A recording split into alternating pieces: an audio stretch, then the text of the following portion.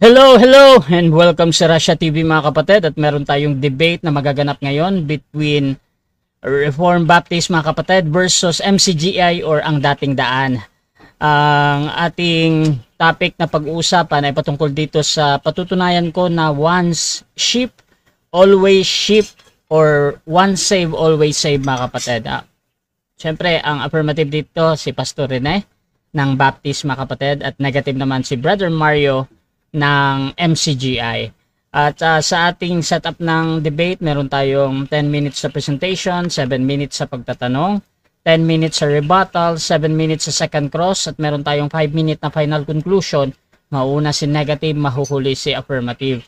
Sa ating rules mga kapatid, meron tayong standard rules, yung 20 seconds na pagsagot. Rule number 2, yung close-ended question or categorical, dapat sumagot muna na, sa pagpipilian bago tayo magpaliwanag ng 20 seconds. Rule number 3, yung 10 seconds natin na explanation rule. So kung hindi kayo makasagot ng direkta or wala doon ang sagot nyo, so pwede kayong magpaliwanag ng 20 seconds. At rule number 4, kung ano ang tanong, yun ang sasagutin. Rule number 5, meron tayong limit sa first stand, isang doon lang kayo magtanong sa inilatag ng katunggali, at during sa rebuttal pwedeng magtanong ng kahit na ano. At rule number 6, 2 warning galing sa akin, may disiplina yan. Rule number 7, isang objection lang at isang clarification every question at no objection during final conclusion.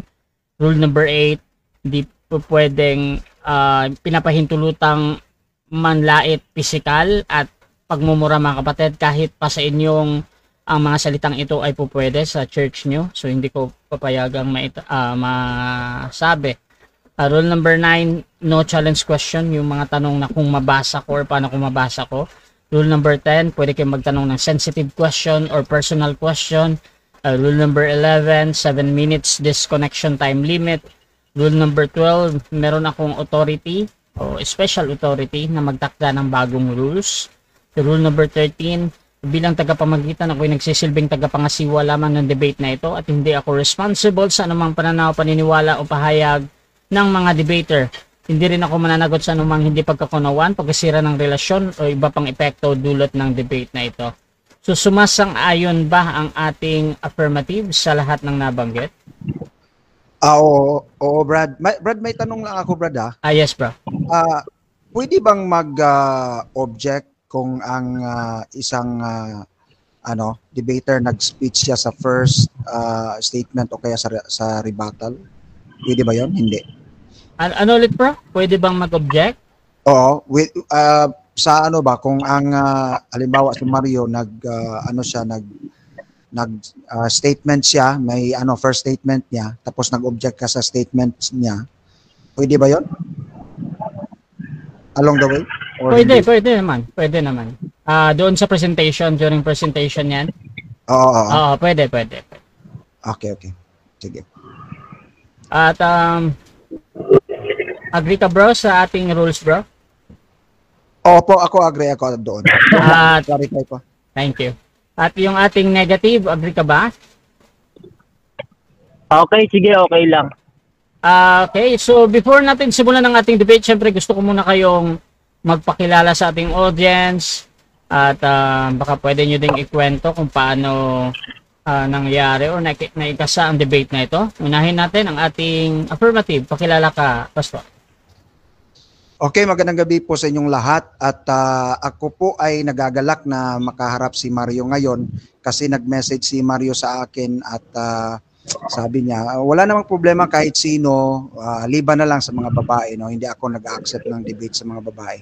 At ang expectation ko dito, sana ay alam ni Brad Mario yung mga fallacies at alam niya din yung mga ano yung mas mabigat, explicit ba o implied passages. Dapat alam niya yon para tuloy-tuloy yung aming pag-uusap na mabuti at yun po ang ating expectation ngayong gabi. So yan po, magandang gabi po sa inyong lahat. Okay, yung ating negative naman, pakilala ka, kapatid. Okay, magandang gabi sa inyo. Sa iyo kapatid, magandang gabi sa iyo sa debate natin. Sana ang laban natin na ito ay maging verse by verse tayo. Wag mo na akong masyadong Englishin. Alam ko naman magaling ka sa English. Hindi naman ako ganun kahusay sa English kasi hindi naman ako Amerikano. Kaya ang gusto kong maging laban natin, hindi ako gagamit dito sa iyo ng mga masyadong mga salitang kagaya sa ibang debate kasi nakita ko mukhang maayos ka namang kausap. Kaya mag-verse by verse tayo. Yan. Ayon lang dun sa ating paksang pag-uusapan. Okay. Salamat sa inyo. So simulan na natin ang ating debate at bibigyan ko ng 10 minutes sa unang pagpapahayag ang ating affirmative sa kanyang patutunayan na once sheep always sheep or once save always save.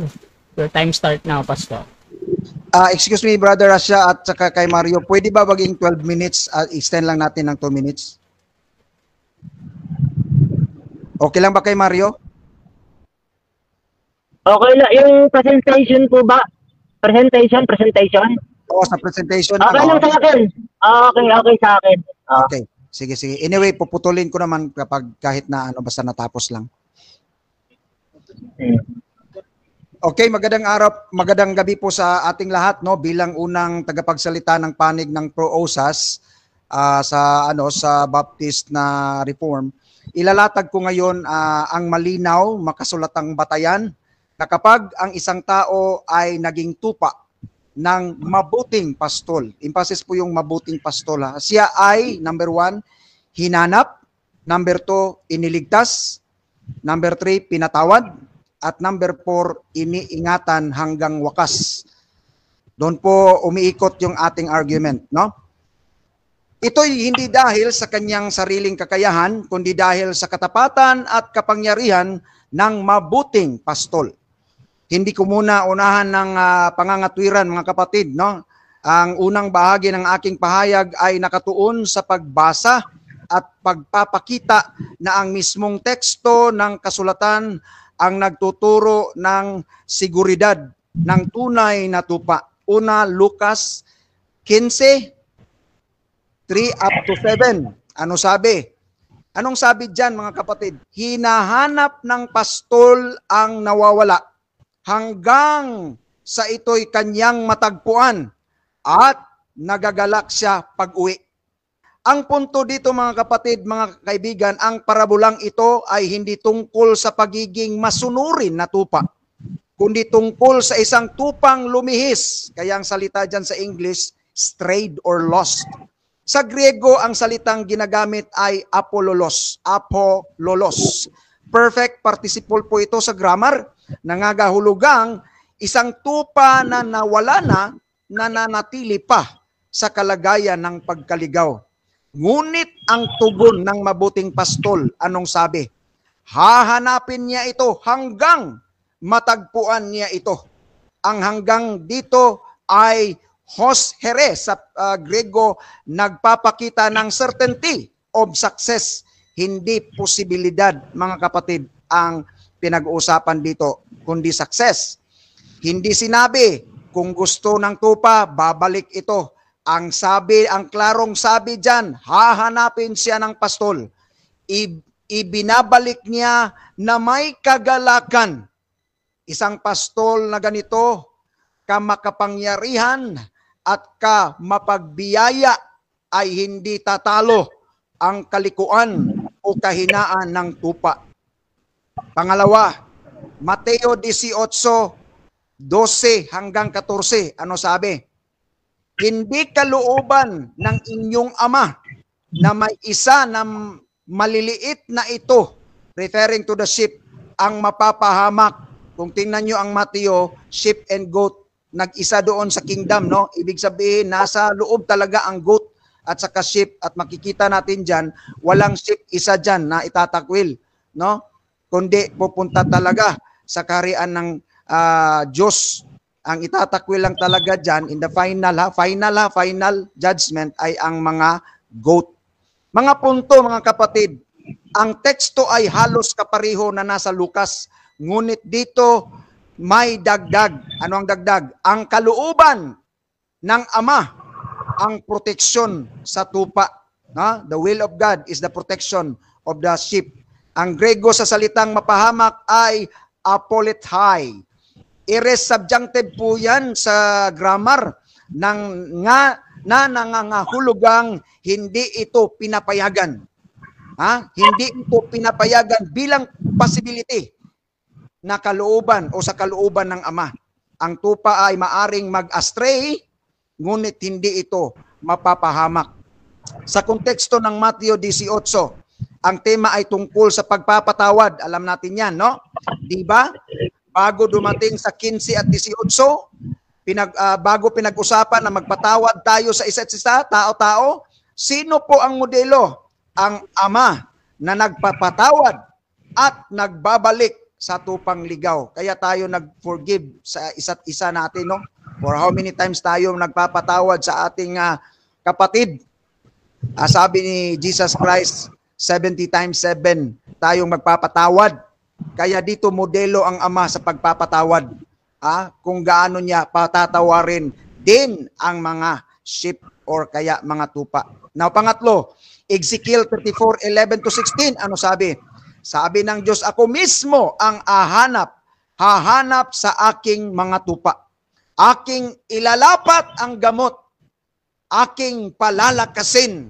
Diyan makikita natin ang punto, mga kapatid, mga kaibigan. Ang konteksto nito ay rebellion, pagkalat at pagtataksil ng Israel.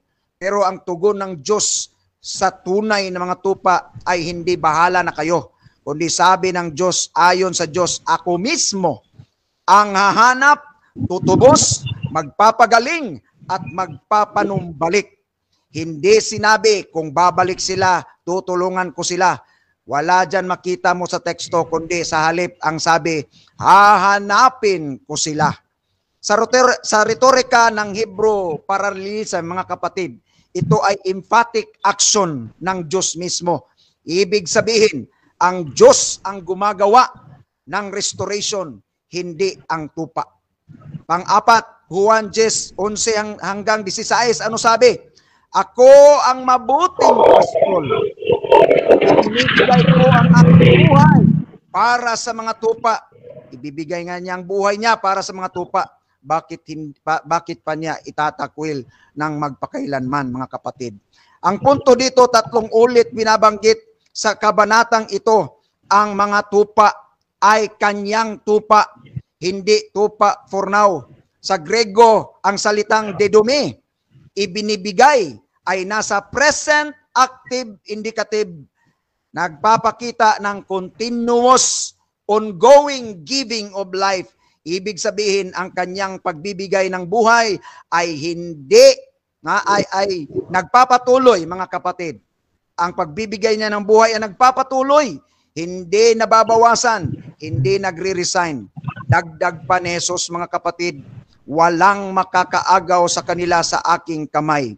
Now, kung walang pwedeng kumalas sa kanyang kamay, sa kamay ni Kristo at sa kamay ng Ama, hindi makakawala ang tupa, ang tunay na tupa, kahit ang sarili nitong kahinaan. Awit, anong sabi? Pang-apat, mga kapatid, awit, o Psalm 119:176, ano sabi ni David? Naligaw ako na parang tupa. Hahanapin mo ako, O Panginoon. Yan po ang punto natin, mga kapatid, na ang tunay na tupa, yan po ang sasabihin. Naligaw ako na parang tupa. Hahanapin mo ako, Panginoon. Naligaw ako, ngunit alam kong ikaw ang maghahanap sa akin. Yan ang panalangin ni David. Yan ay tiwala sa aksyon ng mabuting pastol, hindi sa performance ng makasalanang tao. Panglima, 1 Peter 2:25, ano sabi? Kayo'y dating naglilihis, ngunit ngayon ay nabalik. Ang punto dito, mga kapatid, ang salitang nabalik sa Grego epistrapete. Okay, aorist passive yan, kapatid. Aorist passive yan sa grammar, na ang literal na kahulugan ay kayo ay ibinalik. Hindi basta bumalik, kundi kayo ay ibinalik. Passive kasi, no? Ang tupa ay walang kakayahang magbalik mag-isa. may ibang kumilos upang ibalik ito. Ang pagbalik ay gawa ng Diyos sa tao, hindi gawa ng tao para sa Diyos. Ang pangwakas na puntong malakas, mga kapatid at mga kaibigan, pansinin natin, ang tupa ay naliligaw, ang tupa ay mahina, ang tupa ay madaling matisod, pero sa lahat ng talatang binasa ko, explicitly, may salitang tupa talaga. Kailanman ay hindi sinabi ng Diyos sa tupa. Kapag naligaw ka, hindi ka natupa. Ang sabi ay, hahanapin kita, ihahatid kita pabalik. Hindi ka mawawala, walang makakaagaw sa iyo. Ang pundasyon ng seguridad ay hindi sa performance ng tupa na makasalanan, kundi sa kapangyarihan at katapatan ng mabuting pastol na napaka-perfect. Yan lang po ang ating unang pagsasabi dito. Sapagkat, mga kapatid, no, Diyos Ama, ang Diyos Anak, ang Diyos Espiritu Santo ang nagkip po sa atin. Ito ang puso ng usas. One sheep, always sheep. Hindi magiging goat sapagkat one sheep is always sheep. Yan po. Magandang gabi at salamat sa inyong pakikinig. Okay, so dyan nagtatapos ang unang pahayag ng ating affirmative ng Pastor Rene ng Reformed Baptist, mga kapatid. Dako tayo sa unang pagtatanong ng ating negative. Brother Mario ng MCGI o dating daan. Your time start na. Okay. Ito yung una kong tanong sa'yo.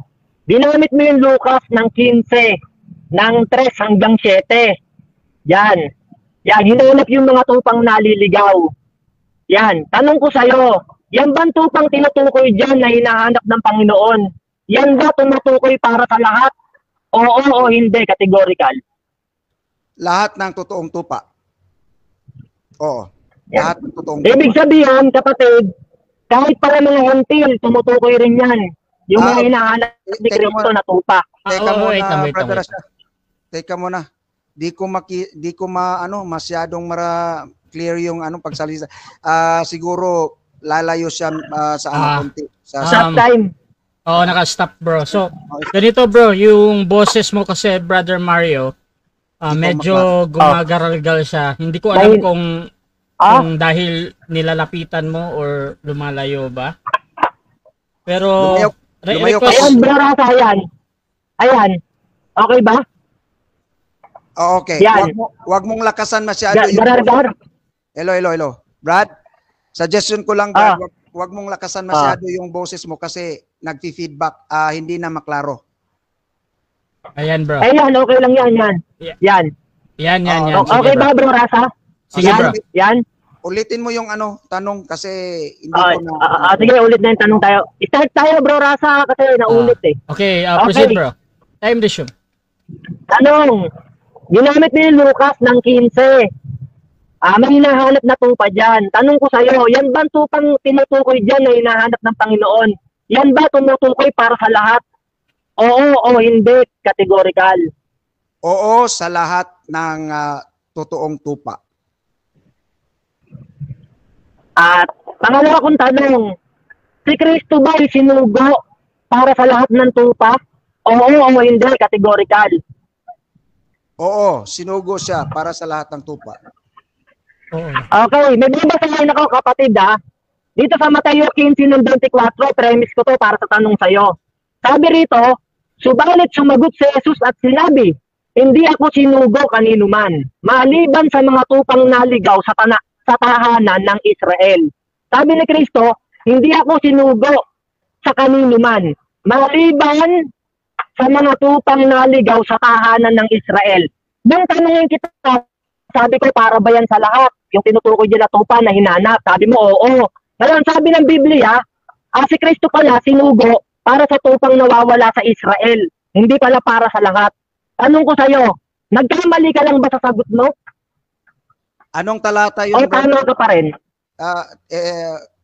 Mateo 15 ng 24. Ayan, clarification yung talata. Mateo 15. Talata. But when wala pa. Mateo 15, 24. 24. Wala pa ako. Yan, sabi niya. Wait lang. Ganito. Nasa affirmative side mo na ito, yung clarification. Bro Rene? Objection, wala pa akong nilatag na Mateo 15 Okay. sa aking ano. Okay, so clarification at objection ito. Wala pa daw siyang nilatag. Proceed tayo sa next question. Time resume. Okay. Tanungin kita, sabi ko, yan bang tupang tinutukoy dyan na hinanap na ginamit mo sa Lucas ng 15 ng 3 ng 7? Yan ba? Na tupang hinanap, tumutukoy ba yan para sa lahat ng mga hentil? Sabi mo, oo. Ngayon, tinanong kita ng pangalawa, sabi ko, si Kristo ba? Objection. Sinubo siya para sa lahat ng tupa? Wait lang. Sumagot siya, oo. Wait lang. May Ngayon, objection. tanong ko sa'yo, Wait lang, bro sabi Mario. ng Biblia, Objection, Wait lang, bro Mario. nagtatramis ako, bro Rasa. Oo, mauna yung objection mo na, bro. May counter objection ka dito. Oo. Don't worry. Bro Rene, pastor. Wala akong sinabing hintil, ano. Kanina wala sa tanong niya yung hintil eh. So kaya ako nag-object. So ano 'yan? Magiging fallacy yan eh. Kasi iniba mo yung statement. Okay, next question. So, magna-next question na lang. Proceed. Okay. Sabi mo, malinaw, narinig ka ng maraming tao, sabi mo, para sa lahat ng tupa yan. Yan, sinugo si Kristo para sa lahat. Ngayon, bumasa ako sa Mateo ng 15 ng 24, sabi rito, subalit sumagot si Jesus at sinabi, hindi ako sinugo kanino man, maliban sa mga tupang naligaw sa tahanan ng Israel. Yan, sabi ni Kristo, hindi siya sinugo sa kanino man, maliban sa mga tupang nangahiwalay ng mga taga-Israel. Tanong ko sa'yo, nagkamali ka lang ba sa sinabi mong lahat? Sabi ni Kristo, sa Israel lang siya sinugo para sa mga tupa ng Israel. Tama ba itong talata o mali? Categorical sagot. 10 seconds Proceed. Brother Rasha. Yung Matthew 15 ang binasa mo, hindi mo sinali yung John na sinabi ni Kristo na hindi lang dito ang tupa, may tupa pa akong kukunin na wala sa tupa sa fold na ito. Sa John yan. So, wag mo akong i-equate doon sa Matthew lang. May talata din na sabi ni Kristo. Okay, tanong. Tanong ko sa iyo. Time resume. Sabi mo, isinugo si Kristo para sa lahat ng tupa. Kaya ang tanong ko sa iyo, sabi ni Kristo, sa Mateo 15 ng 24, sabi niya, subalit sumagot si Jesus at sinabi, hindi ako sinugo kanino man, maliban sa mga tupang naligaw sa tahanan ng Israel. Tama ba ito na si Kristo sinugo lang sa mga tupang naligaw sa tahanan ng Israel? At hindi sa lahat, tama ba ito? O mali? Kulang, hindi yan tama kasi kulang Hindi sa tama. John nga, sabi ko. Oo. Sabi ko Ibig, Wait lang. Magpapaliwanag pa. Proceed, pastor. kaya sinabi ko sa iyo kanina, wag mong i-equate ako sa Mateo lang kasi scripture tayo, 'di ba? Sabi mo. So John, ang sabi ng John, meron akong tupa na wala dito, nakukunin ko pa. 'Yun yung Gentile. So sa lahat yang tupa diyan, kulang Tanong. Sabi mo, sabi mo hindi tama to itong Mateo 15:24 na si Kristo sinugo lang sa mga tupang nawawala sa Israel. Hindi tama to, sabi mo yan eh. Ngayon, tanong ko sa iyo, sino ang mas tama sa inyo? Si Kristo ba na sabi niya sa mga tupang Israel lang siya sinugo o ikaw na nagsasabi para sa lahat yon ng tupa na sinugo siya? Sino tama sa inyo? Categorical. Objection. Si Affirmative. Ano yan? Kristo o ikaw? Wait lang, bro. Objection. Objection mo na. Proceed. Ito yung problema. Fallacy of Stroman ito. Stroman fallacy. Objection din ako. Sige lang. Moderator. Meron yan lagi. Kasi Pastor Rene, kasi proceed. in-equate mo ako sa Matthew lang, hindi mo ako in-equate doon sa John. Scripture tayo kapatid, hindi yun ang aming doctrine, kaya Stroman fallacy ka, Okay. hindi yun ang pagtuturo namin. So, ang objection dito, Okay, nag-strawman objection daw. din. Hindi daw yan yung stand niya. Brother Mario, meron ka bang counter-objection o mag-raise ka ng tanong? Counter ko, wala siyang karapatang sabihin ni Stroman kasi unang-una negative ako, affirmative siya. Tinanong ko sa siya, kapatid, sabi ko, sinugo ba si Kristo para sa lahat? Umao siya eh. Sabi ko lang ng Biblia, si Kristo sinugo lang sa tupa ng mga Israel. Ibig sabihin, lumalabas, mali yung kanyang sagot. Okay. Hindi yan ni Stroman, kapatid, nasa Bible Okay, yan. so ganito, Ngayon, magde-decide next muna ako. question na lang ako. Wait lang ha. Magde-decide muna ako tapos punta tayo sa next question. Dito kasi, any observation sa kabilang panig, kahit pa nagsisinungaling si Brother Mario dito or nagsasabi ng totoo na talagang yan yung sinabi niya or yun yung stand niya, tinatanggap ko pa din yun as a valid question. However, mga kapatid, si Brother Mario ay magna-next question na lang daw. So, Bro Mario, proceed ka sa next question or you can rephrase your question. Sige, next question na lang. Time resume. Sabi mo kaganina, Last 1 minute. sabi mo kaganina, patatawarin ang mga tupa. Yan. Tanong ko sa'yo, kung sinasadya na ng tupa ang pagkakasala, ligtas pa din pa ba siya kahit sinasadya niya na? Ligtas pa din ba? Ano yung unang words niya? Hindi ko maklaro. Brad, paki-klaro ng tanong mo kasi Kung- para kang Tanong, sabi mo, patatawarin ng mga tupa. Yan, sabi mo yung kaganina, patatawarin ng mga tupa eh. Kaya tinanong kita, paano kung sinasadya na ng tupa ang pagkakasala? Ligtas pa ba din siya o hindi na? Sinasadya niya na, ligtas pa din o hindi na? ligtas Ligtas. kasi ligtas yun kasi sabi sa presentation ko kanina, sabi ko doon, hindi nakabatay sa tao kundi sa pagpapatawad at katapatan at kapangyarihan ng Panginoon. Okay. Next question. Next Sabi question. mo, ligtas pa din kahit sadyain ng kasalanan. Sabi mo, ligtas pa rin kahit sadyain ng kasalanan. Sabi sa Hebreo 10 ng 26-27, sabi diyan, kung sinasadya natin ang ating pagkakasala, ay wala ng haing natitira pa para sa ating mga kasalanan, kundi isang kakilakilabot na paghihintay sa paghukom at isang kabangisan ng apoy ang lalamon sa mga kaaway. Sabi, pag sinasadya na raw, sabi ng Biblia, kabangisan ng apoy at kakilabot na paghihintay sa paghukom, lalamon sa kaaway. Ibig sabihin, hindi na ligtas pag sinasadya ng tupa. Tanong ko sa iyo ulit, pag sinasadya ba ng tupa ang pagkakasala, ligtas pa rin pa ba siya o hindi na? Categorical sagot. Objection. Objection, proceed.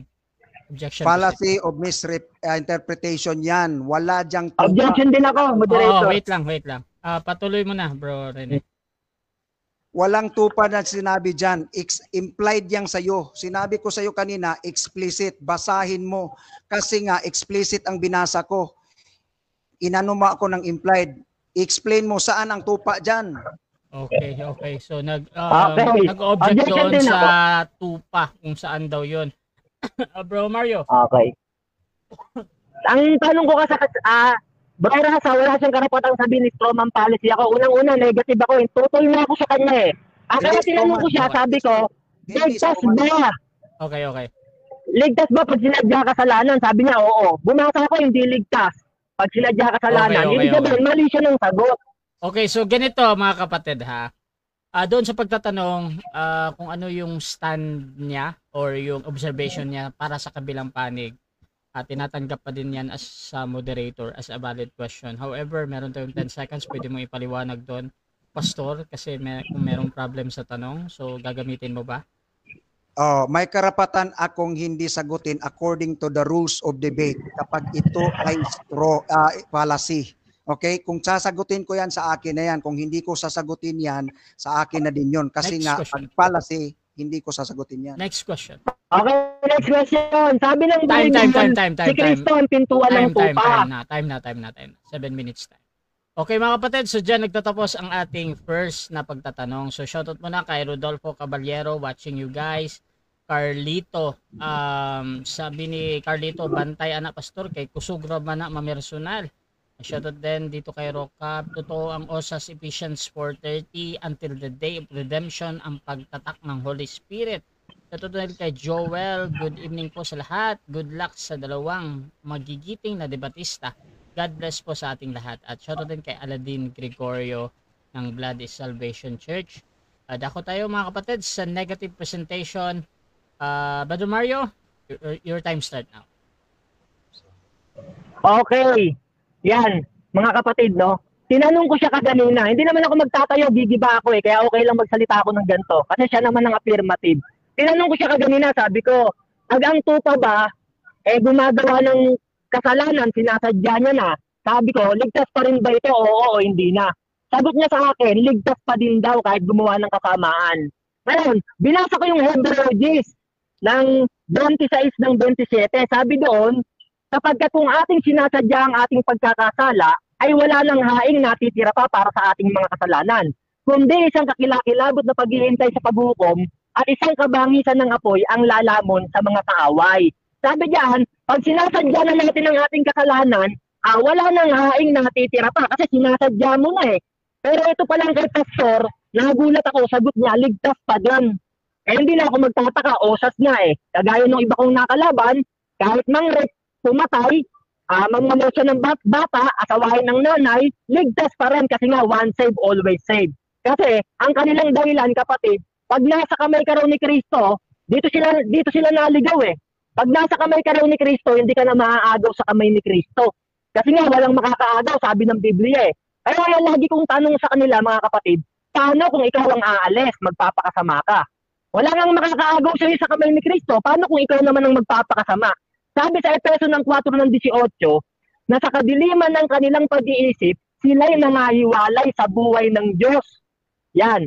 Pwede palang mahiwalay ang tao sa buhay ng Diyos pag puro kasamaan na ginagawa mo. Eh, anong katunayan? Isaiah 59:2, sabi diyan, ang kasalanan ang naghiwalay sa Diyos at sa tao. Yan, kaya tinubli ng Diyos ang kanyang mukha sa tao, ano man ang hilingin ng tao, hindi niya dinidinig. Bakit? Kasi nga, yung kasalanan ang pwedeng maghiwalay sa Diyos. Yan mga kapatid, no? Wala nang makakaagaw sa'yo sa kamay ni Kristo, pati ng Ama. Pero yung kasalanan, dahil sa free will mo, ikaw mismo ang magpapakasama, pwede kang mahiwalay. Kasalanan ang maghihiwalay.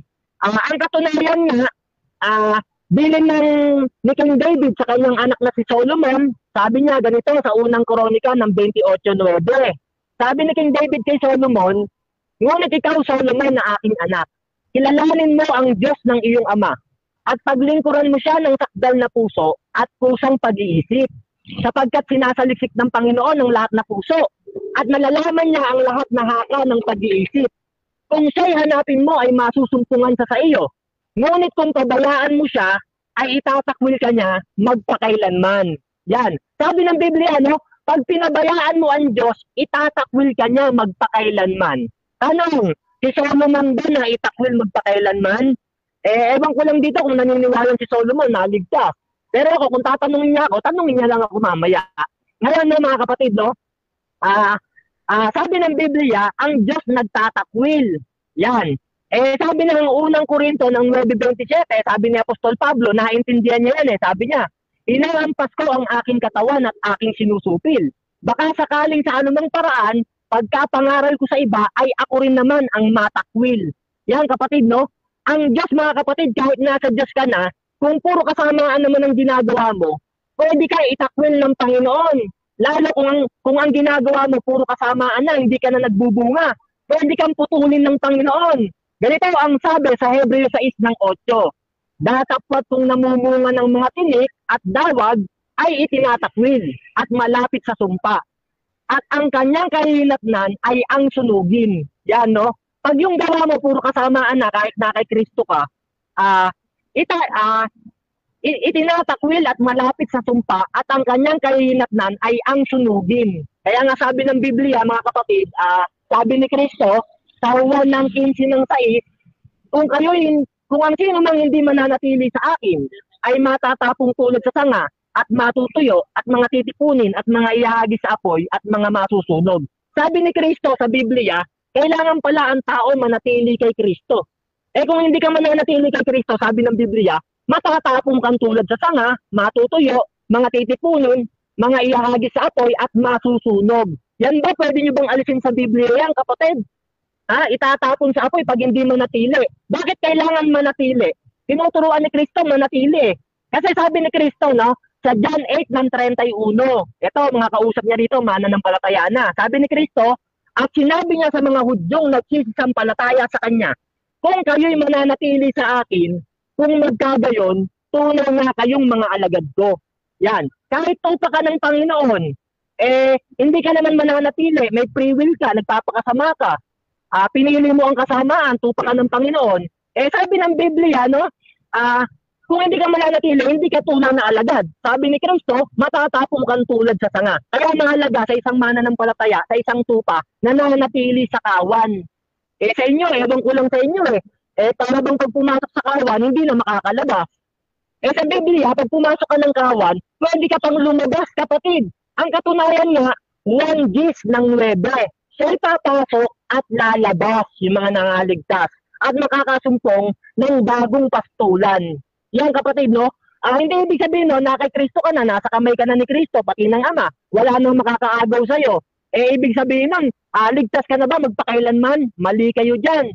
Pwede kang ihiwalay ng kasalanan mo. Kaya nga sabi ng Biblia, sa Hebreo 10 ng 38 hanggang 39, sabi diyan, ang aking matuwid na lingkod ay mabubuhay sa pananampalataya. Datapot kung siya ay umurong, ay hindi kalulugdan ng aking kaluluwa. Yan, no? Bakit sinabing datapot kung siya ay umurong? Kasi nga, meron talagang mga nasa Diyos na umuurong pa. Umaalis pa sa Panginoon. Kung aalis ka, dalawa ang pwedeng gawin ng Diyos sa'yo. Wala nang makakaagaw sa'yo sa kamay niya, walang makakaagaw sa'yo, pero yung Diyos mismo, pwede kang bitawan, puputulin ka. At pwedeng ikaw mismo, ikaw ang aalis at ang maghihiwalay sa'yo, kasalanan. Yan ang hindi nyo naintindihan. Kayo kasing mga taga-osas, pag nakabasa kayo, walang makakaagaw sa kamay. Para bang yung salitang yon, panghabang buhay na. Tama yun, walang makakaagaw. Paano kung puro kasama ang ginagawa mo? Puputulin ka ng Panginoon. Sabi ng Roma ng 11 ng 22, sabi diyan masdan nyo nga ang kabutihan at ang kabagsikan ng Diyos. At ang kabagsikan ng Diyos ay sa nangahuhulog.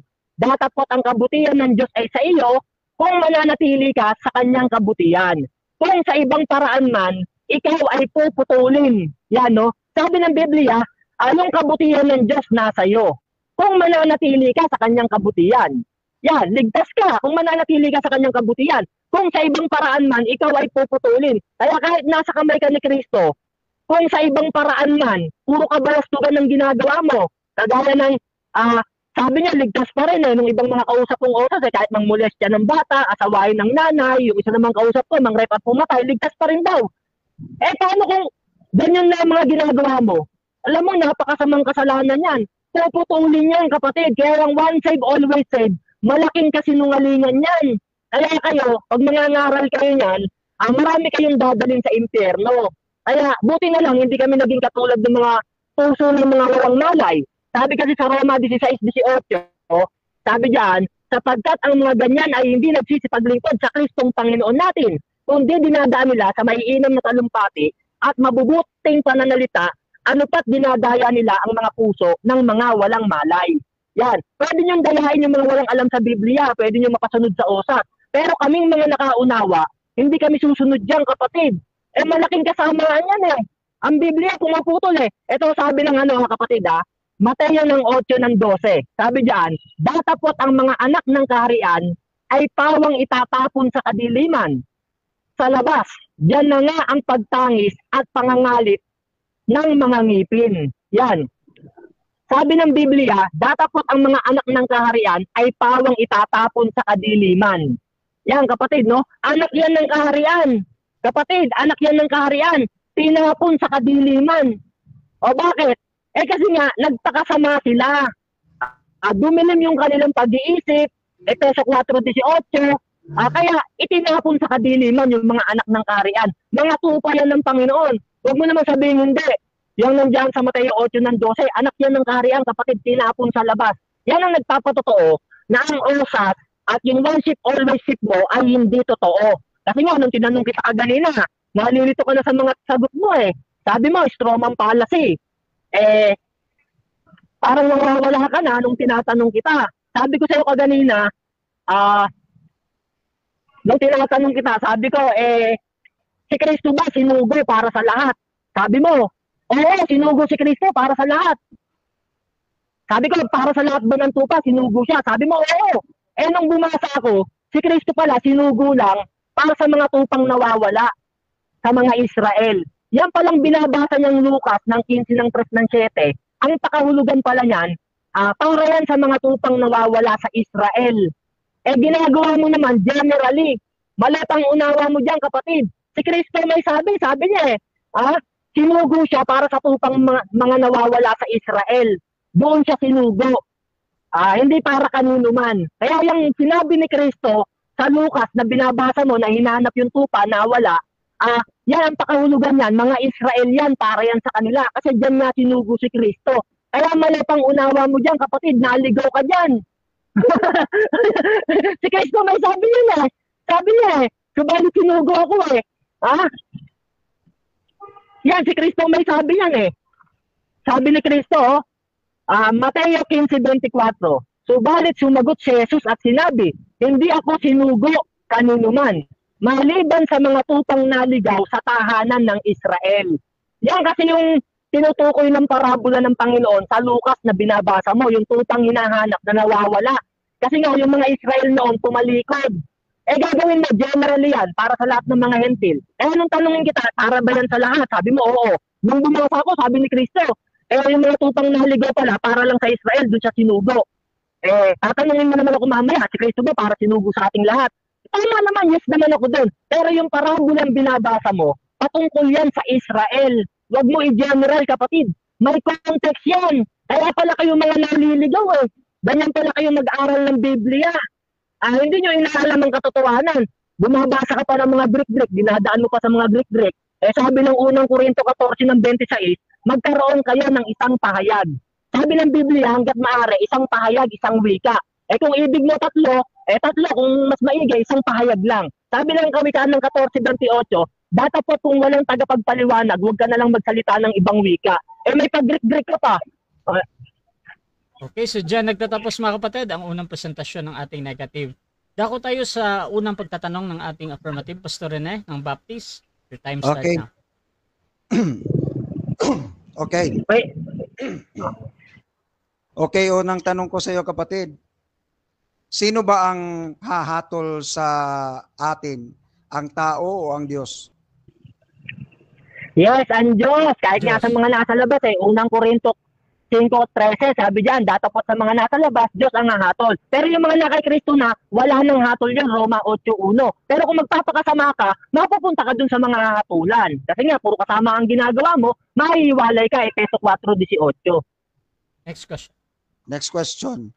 Naniniwala ka ba na sa harapan ng Diyos dahil siya ang hahatol, walang maliit o malaking kasalanan na hindi kayang patawarin ng Diyos? Oo o hindi? Ano, clarification? Moderator, clarification lang ako. Anong clarification yan? Hindi ko nakuha yung masyado yung tanong niya. Hindi ko na nakuha yung... Time stop muna. Paulit ng tanong. Okay, ulitin ko. Sabi mo, ang Diyos. So sa harapan ng Diyos, hindi sa harapan mo at sa harapan ko, wala bang maliit o malaking kasalanan na hindi niya kayang patawarin? Oo o hindi? Oo, kaya mong patawarin lahat. Pero sabi ng Biblia, kung sinasadya mo lang yung pagkakasala, wala nang haing natitira pa para sa kasalanan. Hebrews 26:27. Kakilakilabot na paghihintay sa paghuhukom at isang kabangisan ng apoy ang lalamon sa kaaway. Pag sinasadya mo kasalanan. Okay, next question. Batay sa aking tindig kanina sa Lucas 15:3-7, ang salita doon na lumihis, no? O strayed or lost. Ano yon kapatid? Nasa perfect participle. Nangangahulugan na ang isang tupa nawala na, nananatili pa sa kalagayan ng pagkaligaw. That is the word strayed or lost, nananatili. Sinasadya talaga yon. Okay? Ang tanong ko dito, bakit siya hinanap dito hanggat matagpuan siya? Bakit? Okay, sagutin mo yan. Kasi ang strayed lost, nawawala na, nananatili pa sa kanyang kalagayan na pagkaligaw. Bakit siya hinanap? Sino ang nagsasabi ng totoo? Ikaw o si Kristo? Yan. Kaya sila hinanap, kapatid, kasi nga papabaliking loob sila. Mga nahiwalay yan, nagpakasama, Efeso 4:18. Mga tupang naging marumi. Kaya ginawa ng Diyos, sinugo si Kristo para sa tupang nawawala. Sa mga Israel na nawawalang tupa. Yan nga context niyan para dun ginawa mo kasi para sa lahat. Mali, pakahulugan mo dyan. Para yan sa tahanan ng Israel na mga nahiwalay. Regardless sa lahat o isa. Isa nga ang sinabi dyan hindi lahat. Isa. Iniwan ang 99, pumunta sa isa. Yung isa na yon talagang sinadya niya. Nung strayed lost, sabi ng Greek, perfect participle. Nananatili, nawala pa, nananatili. Bakit hinanap siya? Isa nga siya nag-iisa. Bakit iniwan niya ang 99 at hinanap niya ang isa? Bakit niya hinanap kahit na nanatili doon? Sinadya nga niya. Sagot. Sagot. Yung tupa kasing hinahanap diyan, kapatid, nagpapakabuti yan. Yan. Yan ang sinasabi sa John 6 ng 67 na mga inilapit kay Kristo, mga nagpapakabuti. Pero kung nagpapakasama ka, pwede kang mahiwalay sa Panginoon. Mawawala kaligtasan mo. Ang katunayan, James 5:20. Sabi diyan ay alamin nito na ang sino mang taong nagpapabalik loob sa isang taong makasalanan ay magliligtas ng kaluluwa sa kanyang kamatayan. Kaya nga kailangan ipabalik loob eh. Kasi pwedeng mawala kaligtasan. James 5:20. Next question. Nag-aaral ka ba ng theology sa Baptist 4 years? Sabi mo, totoo o hindi? Yes, kaya lang, third year lang ako, umalis na ako kasi kasinungalingan nga yung Baptist eh. Kaya nga dapat umalis ka na rin dyan, kapatid. Kasi maliligaw ka talaga dyan, marami kayong dadalhin sa impyerno. Alisan mo na yan. Objection, Mr. Moderator. Nagsa-side comment eh. Bro Rasa, sumagot ako. Okay. Nagsabi lang ako ng totoo, objection ko rin. Wag mong personalin yon. Wag mo akong umalis ka dyan. Okay. Diba? So, proceed tayo sa next question. Objection din ako, Bro Rasa. Okay. Objection din ako. Wait lang. Kaya ako nagsabing objection ako. Objection, yung objection negative din mo ako. na. Sige, proceed. Next question. Kaya ako nagsabing umalis siya dyan, hindi yan pamimersonal. Mahal ko kaluluwa niya. Kaya nga ako umalis dahil kasi nungalingan niya yun. Ibig sabihin, mahal ko kaluluwa mo. Kaluluwa mo, kapatid, huwag mong masamain yung sinabi ko. Okay. So third year ka lang. Third year ka lang, hindi mo tinapos ang fourth year. Kaya pala, ngayon, tanong ko sa iyo, alam mo ba anong ibig kahulugan ng remote at saka immediate context? Alam mo ba ano yon? Remote at immediate context. Yung immediate context, yung main point, yung sinasabi ng Biblia, yun ang alam ko, yung immediate context. Pero yung remote, hindi ako masyadong familiar doon.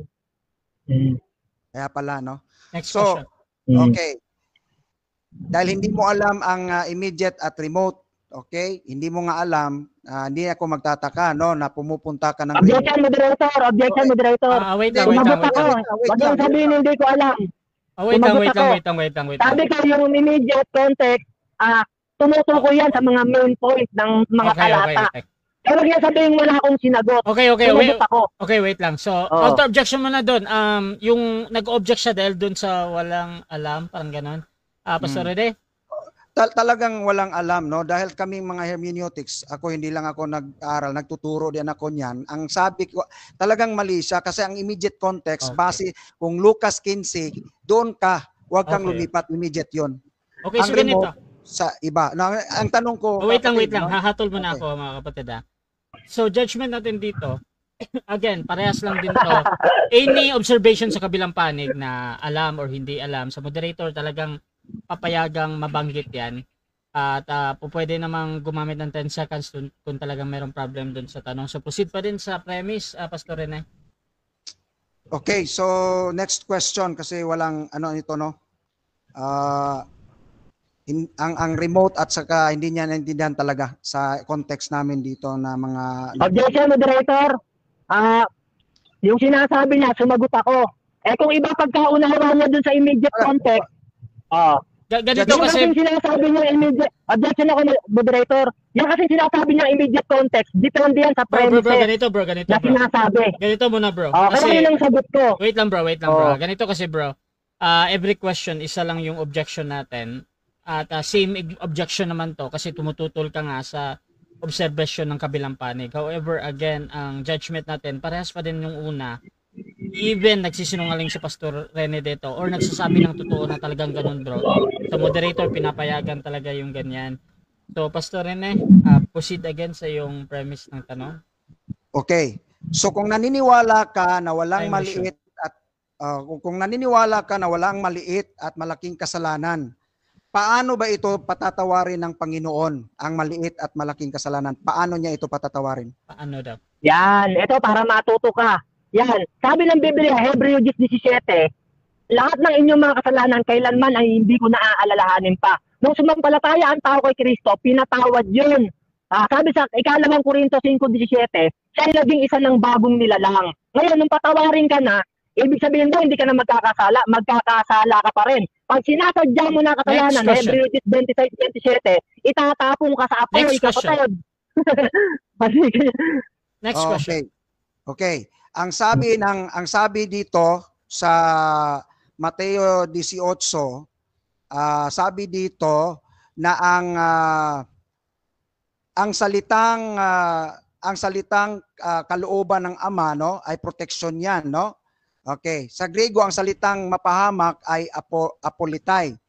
Ngayon, ang tanong ko sa iyo, naintindihan mo ba na ang ibig sabihin nito ay hindi pinapayagang may posibilidad na mawawala sila kahit na mag-astray sila?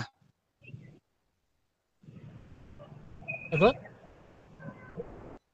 Moderator, clarify question niya ako. Sige. Hindi ko nakukuha yung Clarification. ano niya eh. Pero depende yan sa kabilang panig kung ika-clarify niya. So, anong clarification mo bro? Hindi mo nakuha ang? Yung punto niya, ng ano niya. Kasi magulo yung tanong niya eh. Parang hindi ko masyado makuha yung punto. Okay. Ang sabi dito sa Bro Rene, pa-clarify daw. Ang sabi dito sa Mateo 18:12-14, hindi kalooban ng Ama na may isa na maliliit na ito ang mapapahamak. Ang sabi diyan, hindi mapapahamak, irresubjunctive yan. Ibig sabihin, walang posibilidad na mapapahamak kahit pa ang tupa ay maliligaw dahil nga hahanapin niya.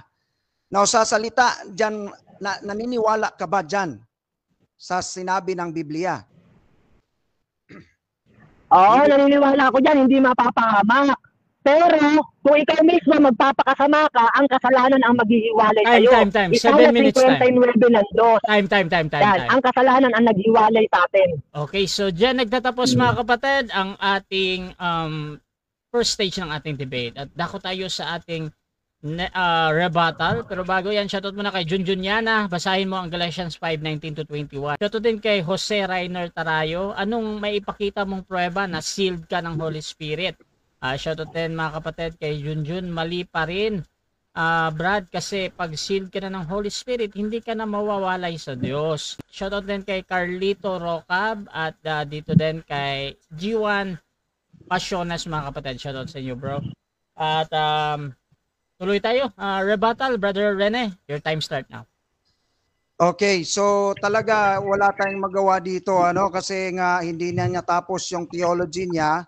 Third year lang siya.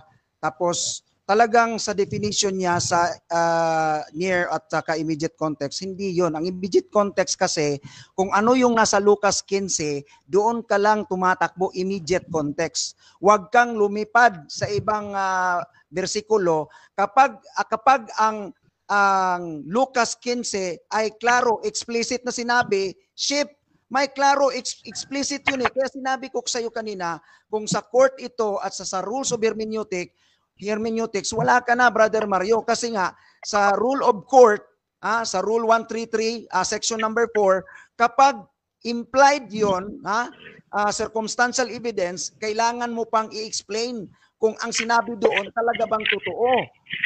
Kung ang sinabi ng Lucas 15 ay talagang para sa tupa, dapat i-prove mo doon na makita din na doon sa tupa din yun.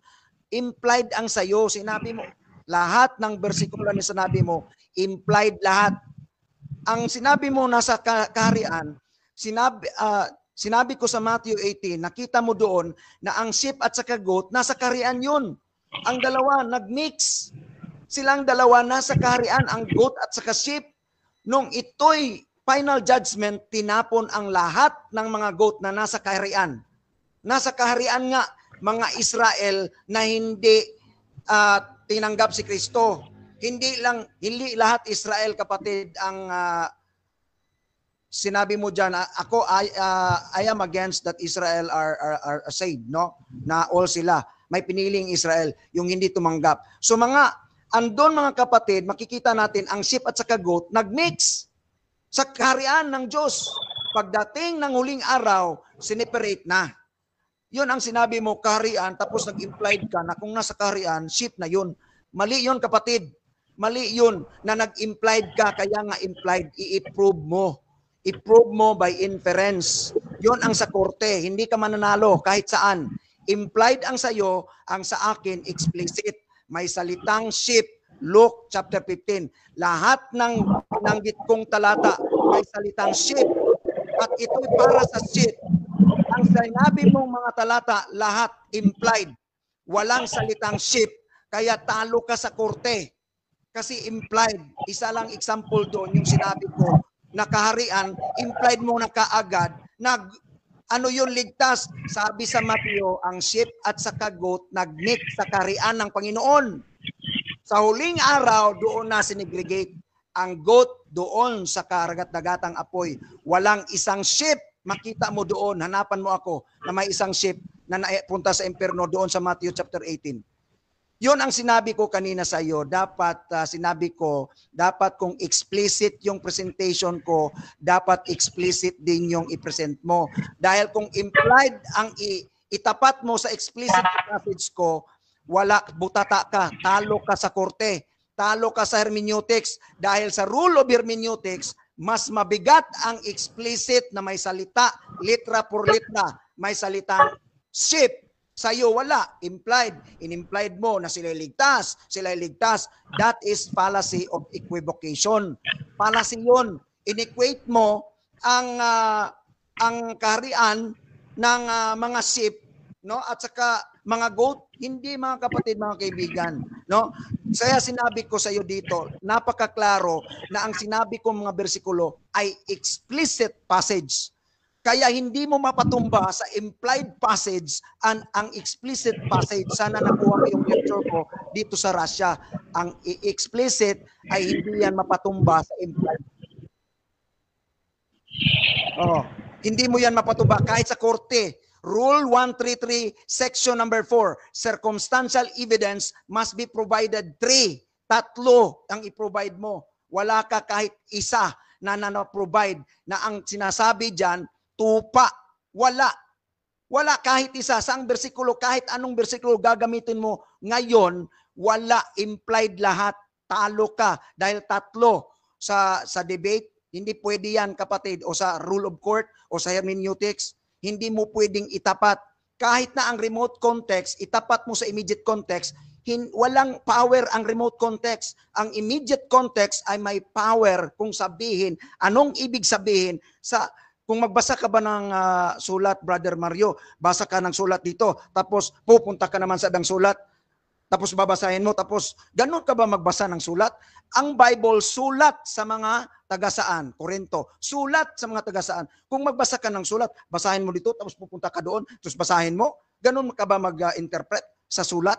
O kaya sa book? Kaya sabi ko mga kapatid, mga kaibigan, mahirap.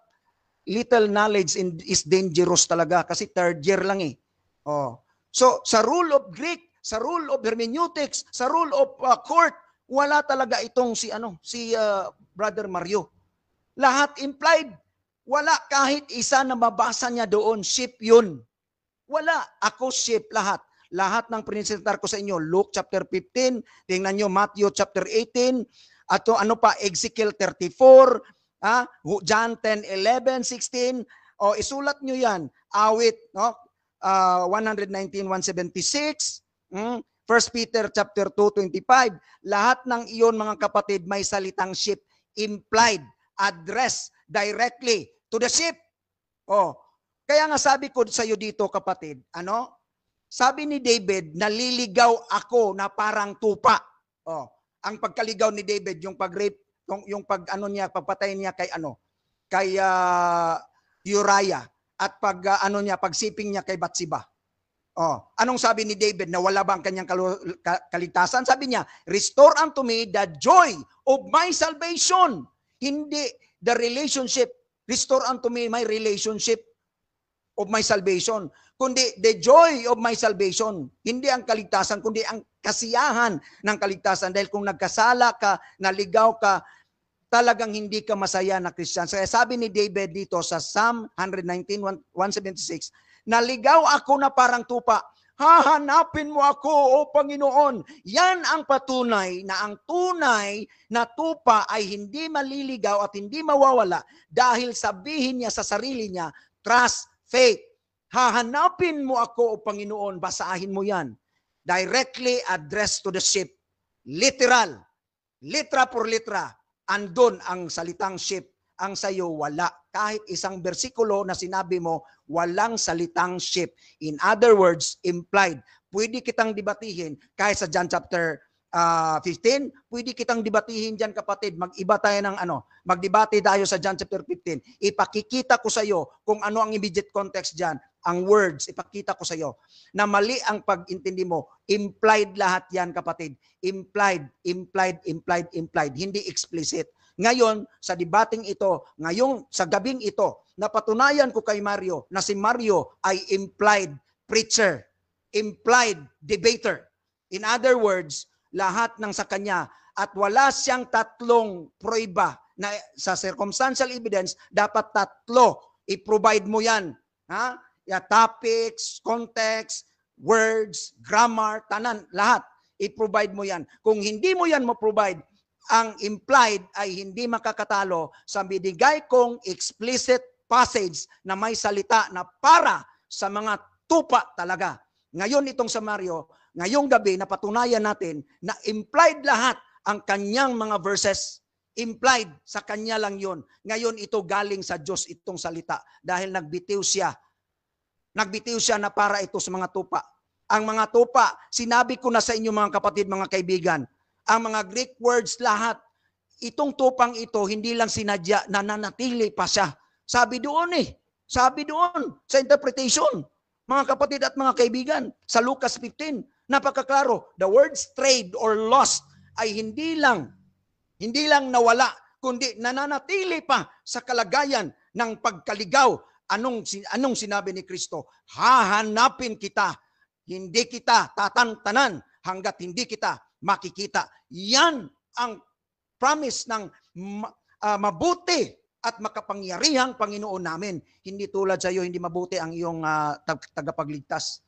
Dahil alam ko, implied lahat ang sinabi mo. Bigyan mo ako ng isang talata na sinabi mo kanina na implied para sa sheep yan.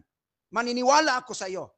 Kung hindi mo maibigay, ibigay mo ang tatlo na proof, circumstantial evidence according to the rule of Rule 133, Section Chapter 4 in a court of law and even in hermeneutics. Patunayan mo para mapantay yung implied mo sa explicit na passage na binigay ko. Lahat ngayon nanonood, nagbabasa ng Bible. Sino ang nagsasabi ng explicit at sino ang nagsasabi ng implied?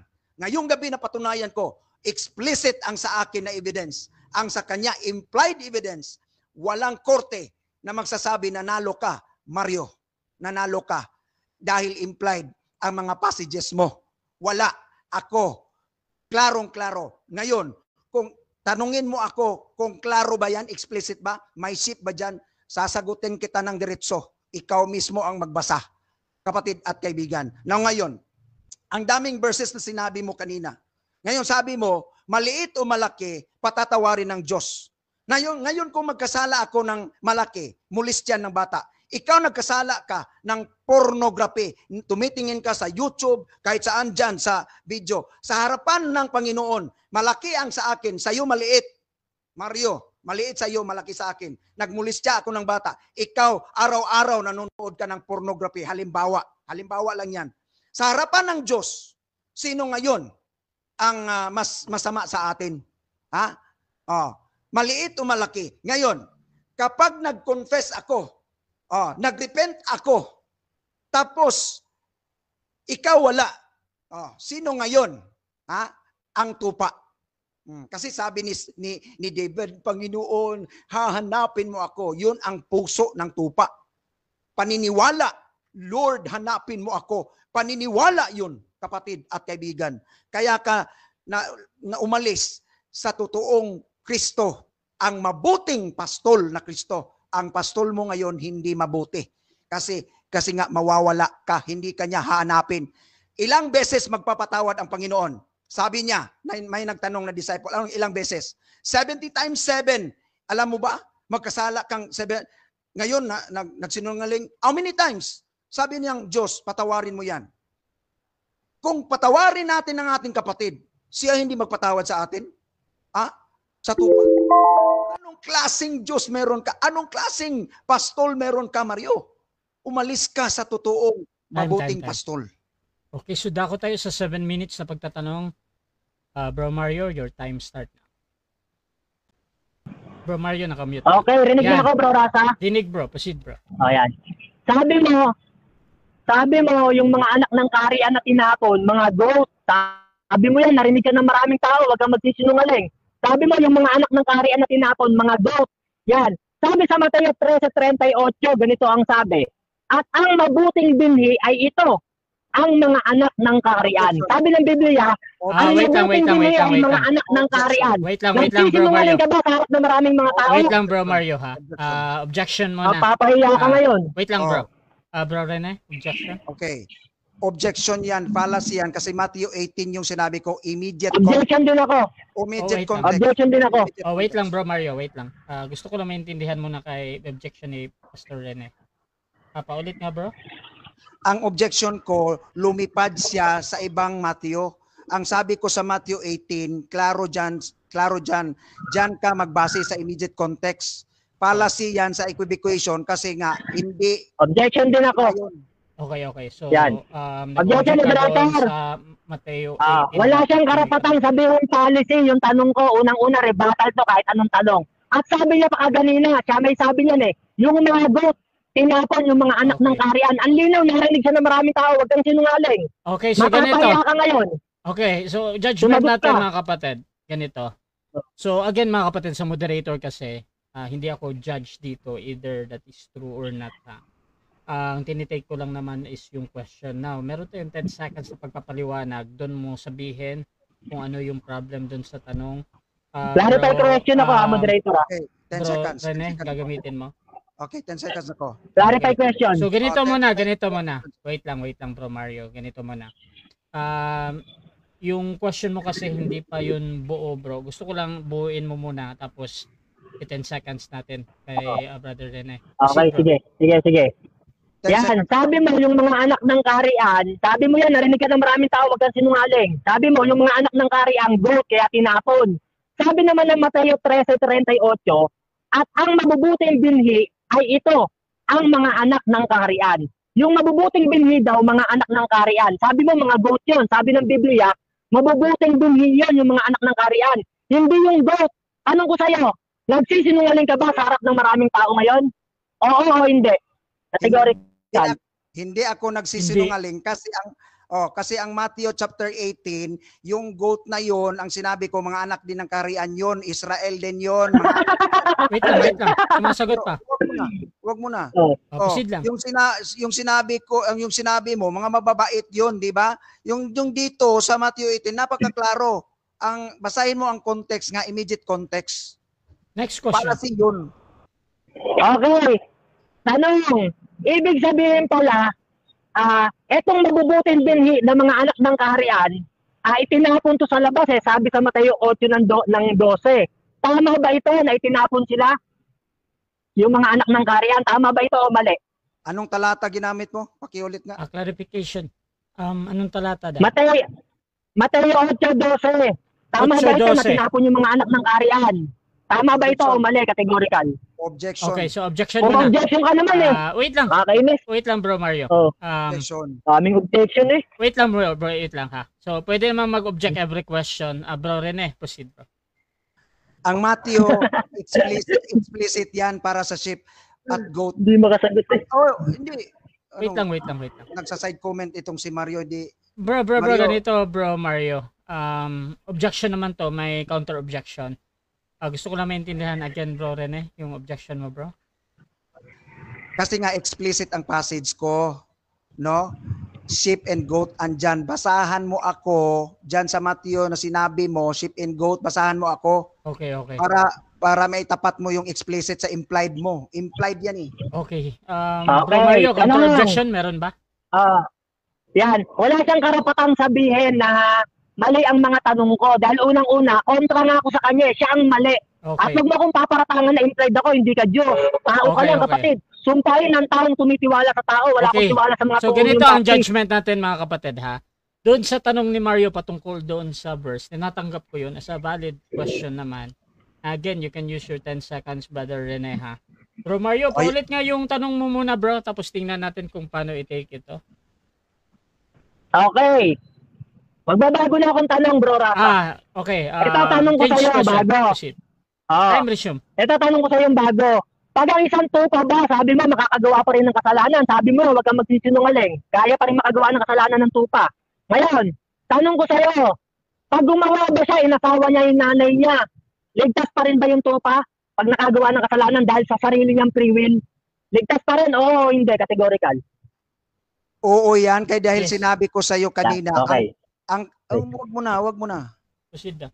Sa akin pa to, dahil nga sa katapatan at kapangyarihan ng mabuting pastol, hahanapin niya ito. At sabi ni David, ang tunay na pastol ay, Panginoon, hanapin mo ako. Next question. Wait lang, wala pa. Okay, sabi mo, ligtas pa rin kahit asawahin yung nanay. Tanong ko sa'yo, pag yun ba ng rape yung tupa dahil sa sarili niyang free will, ni-rape niya yung kapatid niya, ligtas pa rin ba siya? Oo, hindi. Kasi sabi niya, ligtas yun ng asawa ng nanay eh. Ligtas pa ba? Oo, hindi. 10 seconds sa Proceed. 10 seconds sa sagot. circular reasoning yan. Balik-balik yan. Saka hindi yun ang stand namin talaga. Sabi ni David, na kung nakuha mong aking Next question. presentation, Try mo Okay, yan. tanong ko sa'yo. Sabi mo kaganina, kahit nasawahin yung nanay, ligtas pa rin eh. Sabi mo yan, huwag kang magsinungaling, may record to. Tanong ko sa'yo, pag inasawa ba ng isang tupang ligtas na yung kanyang kapatid, ligtas pa rin ba siya? Oo, hindi. Categorical Nasawa yung sagot. kapatid. 10 seconds. Proceed. 10 seconds. Circular reasoning yun eh. Magkatulad din ang sagot niyan dahil Objection din ako. Walang objection bro Walang objection. sa 10 seconds. Oh, Proceed lang. kasi sabi ni David, naligaw ako parang tupa, hanapin mo ako. Yun ang mga tunay na tupa. Dapat trugtungan mo siya. Kung yan ang sasabihin, patatawarin ng Panginoon question. dahil walang maliit at malaki. Okay, sabi mo, parehas ng sagot, circling reason. Ibig sabihin, kahit asawahin din yung kapatid, ligtas pa din, kagaya ng sagot mo kanina. Na kahit asawahin nanay, ligtas pa din. Ito bago kong tanong. Ngayon, ito bago kong tanong. Tanong ko ito bago. Kung sinasadya nating makapatay, kasi nga, one save, always save naman, ligtas pa rin tayo. Ligtas pa rin ba? Oo, hindi. Yung tupa, naligtas. Nakapatay, ligtas pa din? Oo, hindi. Objection. Mr. Objection. Moderator. Proceed. Affirmative. Policy of ano yan Objection din ako. Yan. Unahin muna natin. Objection din May ako. counter objection lagi yan naman. Proceed Oo. lang bro. Rene. Ano yan, false dilemma yan kasi dalawa lang ang pagpipilian. Meron pa namang pangatlo. Depende sa pagpatay. Kung pulis na kapatay ng kriminal, hindi siya, Okay.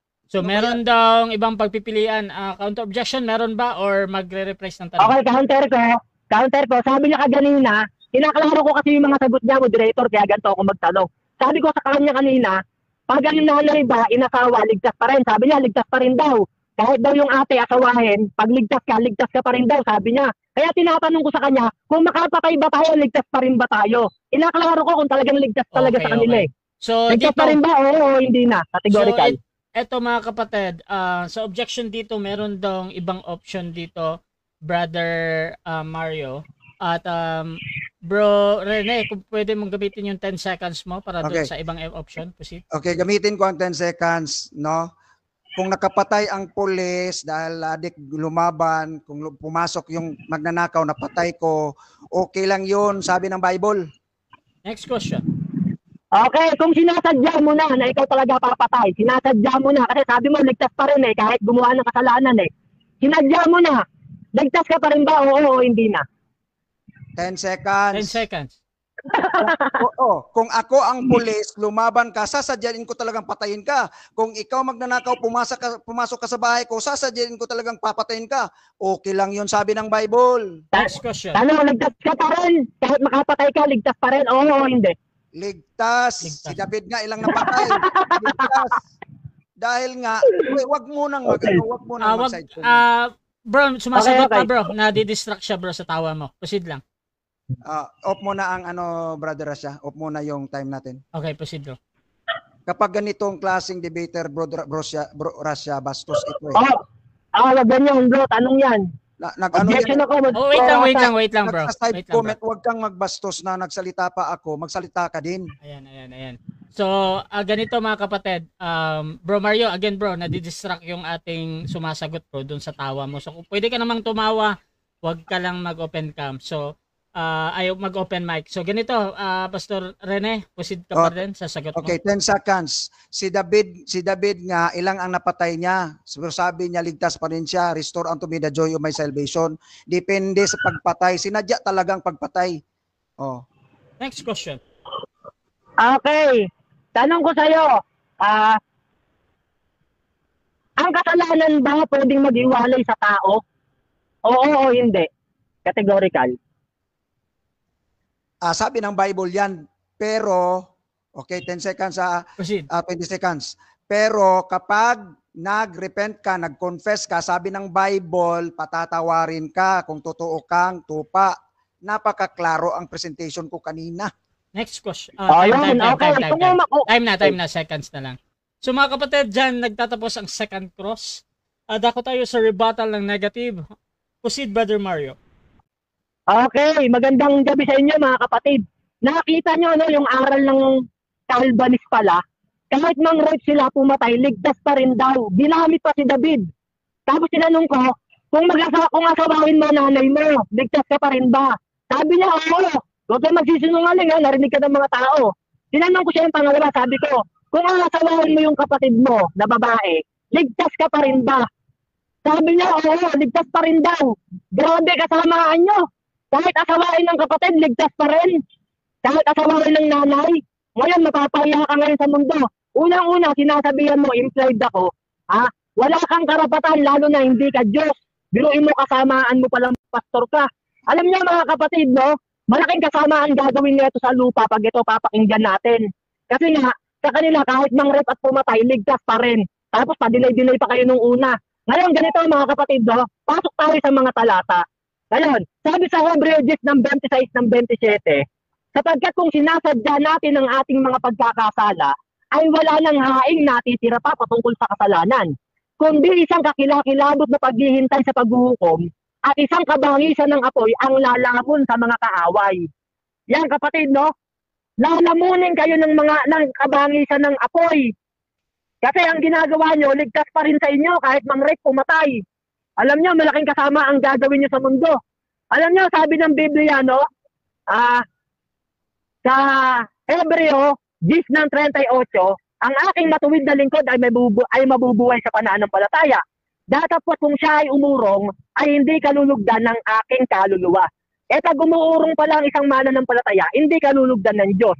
Sa kanila, kahit mang rape pumatay, kahit umuurong ka na, tuwan-tuwa pa ang Diyos sa'yo. Sa Biblia, hindi ka nakalulugdan ng Diyos pag umuurong ka. Ito palang mga to, ligtas pa rin. Yan ba sinasabi mong implied ako dahil di ako nakapagtapos ng Baptist? Umalis ako sa Baptist dahil puro kasinungalingan ang turo ng Baptist. Sasabihin mo, theology. Yung mga turo sa inyo, pambata at pandemonyo. Sabi ng Biblia sa Jeremias 17 ng 10, sumpain ng taong tumitiwala sa tao. Bakit ako magtitiwala sa mga turo ng Baptist? Turo yan ng mga tao. Unang-una, hindi naman kayo tatag ng Diyos Tatag kayo ng demonyo. Bakit? Anong katunayan? Na kayo tatag ng mga demonyo. Kasi kayo lumipat sa mga aral ng demonyo. Ito sabi, unang Timoteo ng 4 ng 1, ngunit hayag na sinasabi ng Espiritu na sa mga huling panahon, ang mga iba'y magsisitalikod sa pananampalataya at mga kikinig sa mga espiritong mapangikayat at sa mga aral ng mga demonyo. Yan. Darating pala ang panahon, sabi ng Biblia, na hayag na sinasabi ng mga espiritu sa huling panahon, magsisitalikod sa pananampalataya ang iba at makikinig sa mga espiritong mapangikayat at sa mga aral ng demonyo. Yan mga kapatid, no? Sino yung mga aral ng demonyo sa ating panahon? Yung nagtuturo na kahit bang rape ka, asawain mo nanay mo, pumatay ka, ligtas pa rin. Yan yung mga aral ng demonyo. Malinaw yan mga kapatid. Kaya pala nung panahon ni Eva, tsaka ni Adan, sabi ng sa kanya nung serpent, hindi ka mamamatay pag kinain mo yan. Walang pagsalang mamamatay ka. Magiging parang Diyos ka pa nga Yan yan ang sabi. Sa kanila yan Osas yan One save, always save. Si Satanas nagtatago sa doktrina ng OSAS. Kahit pumatay ka, ligtas ka pa rin, asawahin mo nanay mo, asawahin mo kapatid mo. Tignan mo mga sinagot niya mga kapatid. Yan ba ang paniniwalaan nyo? Kayo pala ang isa sa napakasamang reliyon sa ating panahon. Alam nyo kapatid, no? Ganito ang sabi sa 2 Korinto ng 13:5. Sabi diyan, siyasatin nga ninyo ang inyong sarili sa pananampalataya. Subukin nga ninyo ang inyong sarili. Hindi ba ninyo nalalaman sa ganang inyong sarili na si Jesucristo ay nasa inyo, maliban na nga kung kayo'y mga itinakwil na. Yan mga kapatid, no? Mga itinatakwil na kayo ng Panginoon. Bakit? Ligtas pa rin kayo eh. Ginamit mo pa si David, nakapatay, ligtas pa rin. Pero pag gagamitin ng Old Testament, sasabihin nyo, hindi yan kasali, old na yan, nasa nyo na tayo. Alam mo kapatid, no? Walang tinurong ganyan ng mga apostol na kahit pumatay, ligtas pa rin. Kahit mag-asawa ng kapatid mong babae, ligtas ka pa rin. Kahit asawahin mo nanay mo, ligtas ka pa rin. Meron ka bang mababasa sa Biblia niyan? Sige nga, basahan mo rin ako. Sasabihin mo, implied ako. Napakasama mo, para kang Diyos. Hindi ka Diyos, kapatid. Hindi na ako magtataka. Dahil sabi sa Mateo ng 13:13, kahit umunawa kayo ng umunawa, hindi kayo makakaunawa. Bakit? Sabi sa Mateo ng 13:19, ang hindi nakakaunawa ay pinaroroonan ng masama. Kayo yun. Kaya pala hindi kayo makaunawa, merong masamang pumaparoon sa inyo. Anong katunayan? Sino ang masamang bumubulag sa inyo? 2 Korinto ng 4:4, ang lahat ng sa kanya hindi nagsisampalataya ay binulag na ng Diyos ng kasamaan ng sanlibutang ito. Kayo yun, mga binulag kayo. Bakit? Dahil nang rape kayo, pumatay, ligtas pa rin eh. Biruin nyo, ilalive mo pa sa maraming tao, papanoorin to ng maraming mga tao. Ligtas pa rin kahit asawahin nanay. Pati ate, aasawahin, ligtas pa rin. Grabe, gagawin nyo sa mundo. Sisirain nyo ang mundo, kayong mga Calvinist. Grabe, kayong Baptist pala. Baptist ka pala, no? Kala ko Calvinist ka, sorry sa Calvinist. Itong mga Baptist, mga kapatid, ligtas pa rin kahit asawahin nanay, pati ate. Yan kapatid, no? Mapapanood ko ngayon ng maraming tao. Sasabihin mo, implied ako. Mapapahiya ka ngayon. Ito sabi ng Biblia sa James 5:20. Sabi diyan, ay alamin nito na ang sino mang nagpapabalik loob sa isang taong makasalanan mula sa kamalian ng lakad niya ay magliligtas ng kaluluwa sa kamatayan. Sabi ng Biblia, kailangan pabalikin loob mo ang isang taong makasalanan para iligtas mo kaluluwa niya. Ang nakapagtataka sa kanila kahit hindi mo pabalikin loob, ligtas pa rin kahit magpakasama. Kontra ka sa James ng 5 ng... Kasi sabi sa James ng 5:20, lanan. Ibig sabihin, dating nasa Diyos, pinababalik loob. Ililigtas mo kaluluwa niya sa kamatayan. Sa inyo pala, kahit nagpapakasama na yung tupa, kademonyo na pinagagawa sa loob ng kawan, ligtas pa rin sa inyo kahit inaasawa na yung nanay. Para palang mga aso yan, hindi tupa. Kaya ako natatawa sa iyo kasi inihahayag ko yung kademonyoan mo. Kaya inuulit-ulit ko yung mga tanong. Huwag mo naman sasabihin, strawman na naman yan, puro objection ka. Kasi kanina pa sa laban natin, ang dami mong objection Nagtataka ako, hindi ka makasagot ng direkta, puro objection ka Alam nyo kapatid, no? Malaki kasama ang gagawin mo sa mundo. Maraming mga tao mahihiwalay sa Diyos at magpapakasama dahil sa relihiyon yung mga Baptist. Ayan, ganito no? Sabi sa 2 Korinto ng 6:1, at yamang kalakip niyang gumagawa ay ipinamamanik din naman namin sa inyo na huwag yung tanggapin ng walang kabuluhan ang biyaya ng Diyos. Sabi ng Biblia, no? Pwede palang tanggapin ng walang kabuluhan ang biyaya ng Diyos. Sa kanila, ligtas pa rin kahit tanggapin mo ng walang kabuluhan, kahit magpakasama ka. Sabi niya nga kaganina, kahit rapin daw yung nanay, asawahin, pati ate, kahit papatay nga daw siya Kung sakaling pulis daw siya, papatay siya. Pag lumaban talaga. Hindi ka pastor, kapatid. Kawawa miyembro mo. Papatay ka. Ikaw may sabi niyan Sabi mo, pag lumaban, papatayin mo talaga Ikaw may sabi niya, narinig ka ng maraming tao. Sabi mo, ligtas pa din. Ligtas ka pa din. Biruin mo mga pinagsasasabi mo rito. Nagkakalat ka na, kapatid. Nakakaiya ka na ngayon sa laban natin. Nasaan na yung mga followers mo ngayon? Suporta pa sa'yo? Na ikaw, papatay ka. Sabi mo, kung sakaling pulis ka, lumaban. Papatayin mo talaga. Ligtas ka pa din. Grabe.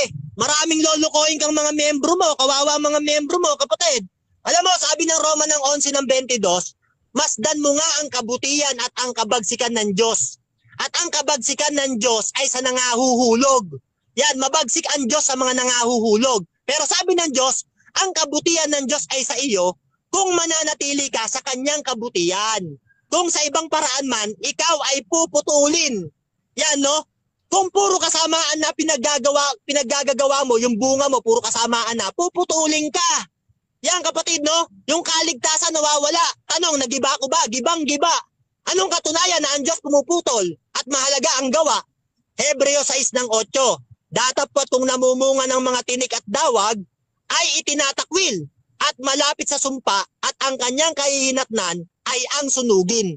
Yan, pag namumunga na ng tinik, inaasawa na nanay, inaasawa pa ate, pulis na pumapatay, sabi diyan, ang kanyang kahihinatnan ay sunugin. Kontrang-kontra ka sa Biblia, kapatid. Napakasama ng ginagawa niyong mga baptist kayo, tapos sasabihin nyo, third year college lang inabot ko. Buti nga hindi na ako nag-fourth year Kaya yung pag-aaral mo, sayang Kawawa kaluluwa ng mga miyembro mo. Marami kang dadalhin sa impyerno. Yan ang linaw ng mga talata sabi diyan Mateo 8:12. Sabi mo yung mga goat, anak ng kaharian yon. Sabi naman sa Mateo ng 8:12, datapot ang mga anak ng kaharian ay pawang itatapon sa kadiliman sa labas. Diyan na nga ang pagtangis at pangangalit ng mga... Proceed tayo, bros. 7 minutes. Okay. Meron ka bang kasamang pulis at sundalo sa inyong grupo? Ha? Meron ba meron ka bang kasama sa MCGI na sundalo at pulis? Meron ba? Oo, wala. Hindi pa ako MCGI. MCGI believers lang ako, dala ko aral ng MCGI. Hindi ko alam kasi di pa ako nakapagpa-doktrina doon. Plano ko pa lang papasok. Hindi doon wala. Okay, wala kang church na pinasukan ngayon. Wala pa kasi unang-una malayo kami sa church dahil nga bukid kami nakatira.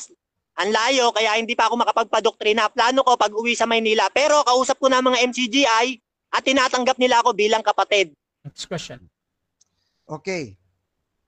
Nakikinig ngayon ang lahat ng sandatahan, kapulisan, ako chaplain ako sa pulis. Tapos mga sundalo. Okay? Tanong ko sa iyo, kung ang tupa o Christian o ligtas na pulis nakapatay ng adik dahil lumaban, mali ba yun sa Biblia? Oo o hindi? Kung sa Biblia, mali yun. Kasi Mali. sabi ng Diyos, huwag kang papatay. Galatians 5:19. Pag pumapatay ka, wala kang bahagi sa kaharian ng langit. Kaya nga sabi sa unang uwan ng 3 ng Gs, kahit magsalita ka nga lang ng masama laban sa kapatid mo, pumapatay ka na Ayaw ni Kristong pumatay. Pero dahil sa batas ng lipunan, nagagawa yun ng tao. Diyos na hatol doon, hindi ikaw kung ligtas sila o hindi. Okay. Nag-uutos ba ang Diyos na patayin ang mag-idolatry, mag-breaking of the Sabbath, mag-adultery, mag-blasphemy, mag-child sacrifice, mag-witchcraft, no? At ito mga false prophecy, nag-utos ba ang Diyos na patayin sila? Oo o hindi? Yes, nung una yan sa Old Testament. Yes, nung una yan sa Old Testament. Pero sa ating panahon, sabi sa Galatia ng 5:19 hanggang pataas, walang bahagi sa kaharian ng Diyos ang mamamatay tao. Utos, wag kang papatay na sa ating panahon. Kautusan niya ni Kristo. Kaya nga kayo, nagtataka ako, ligtas pa rin kahit pumatay kayo Tama yung sabi ng Mateo 13:13. Kahit umunawa kayo ng umunawa, di kayo makakaunawa. Next question na. Ang sabi ng Roma 13, naunawaan mo ba dyan na mag-obey tayo sa government? Kapag hindi tayo nag-obey, merong sword, merong sandata na gagamitin para lilipunin ang mga masama. Naniniwala ka ba at naintindihan mo ba ang Romans chapter 13?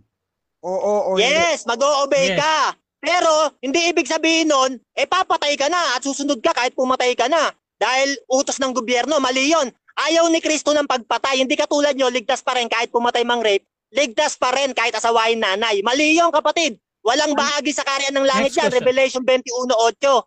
Ano ang ibig sabihin dyan sa 5? Basahin mo. Ikaw lang bumasa. Objection ako, moderator. Okay. Objection, negative. Ano yan?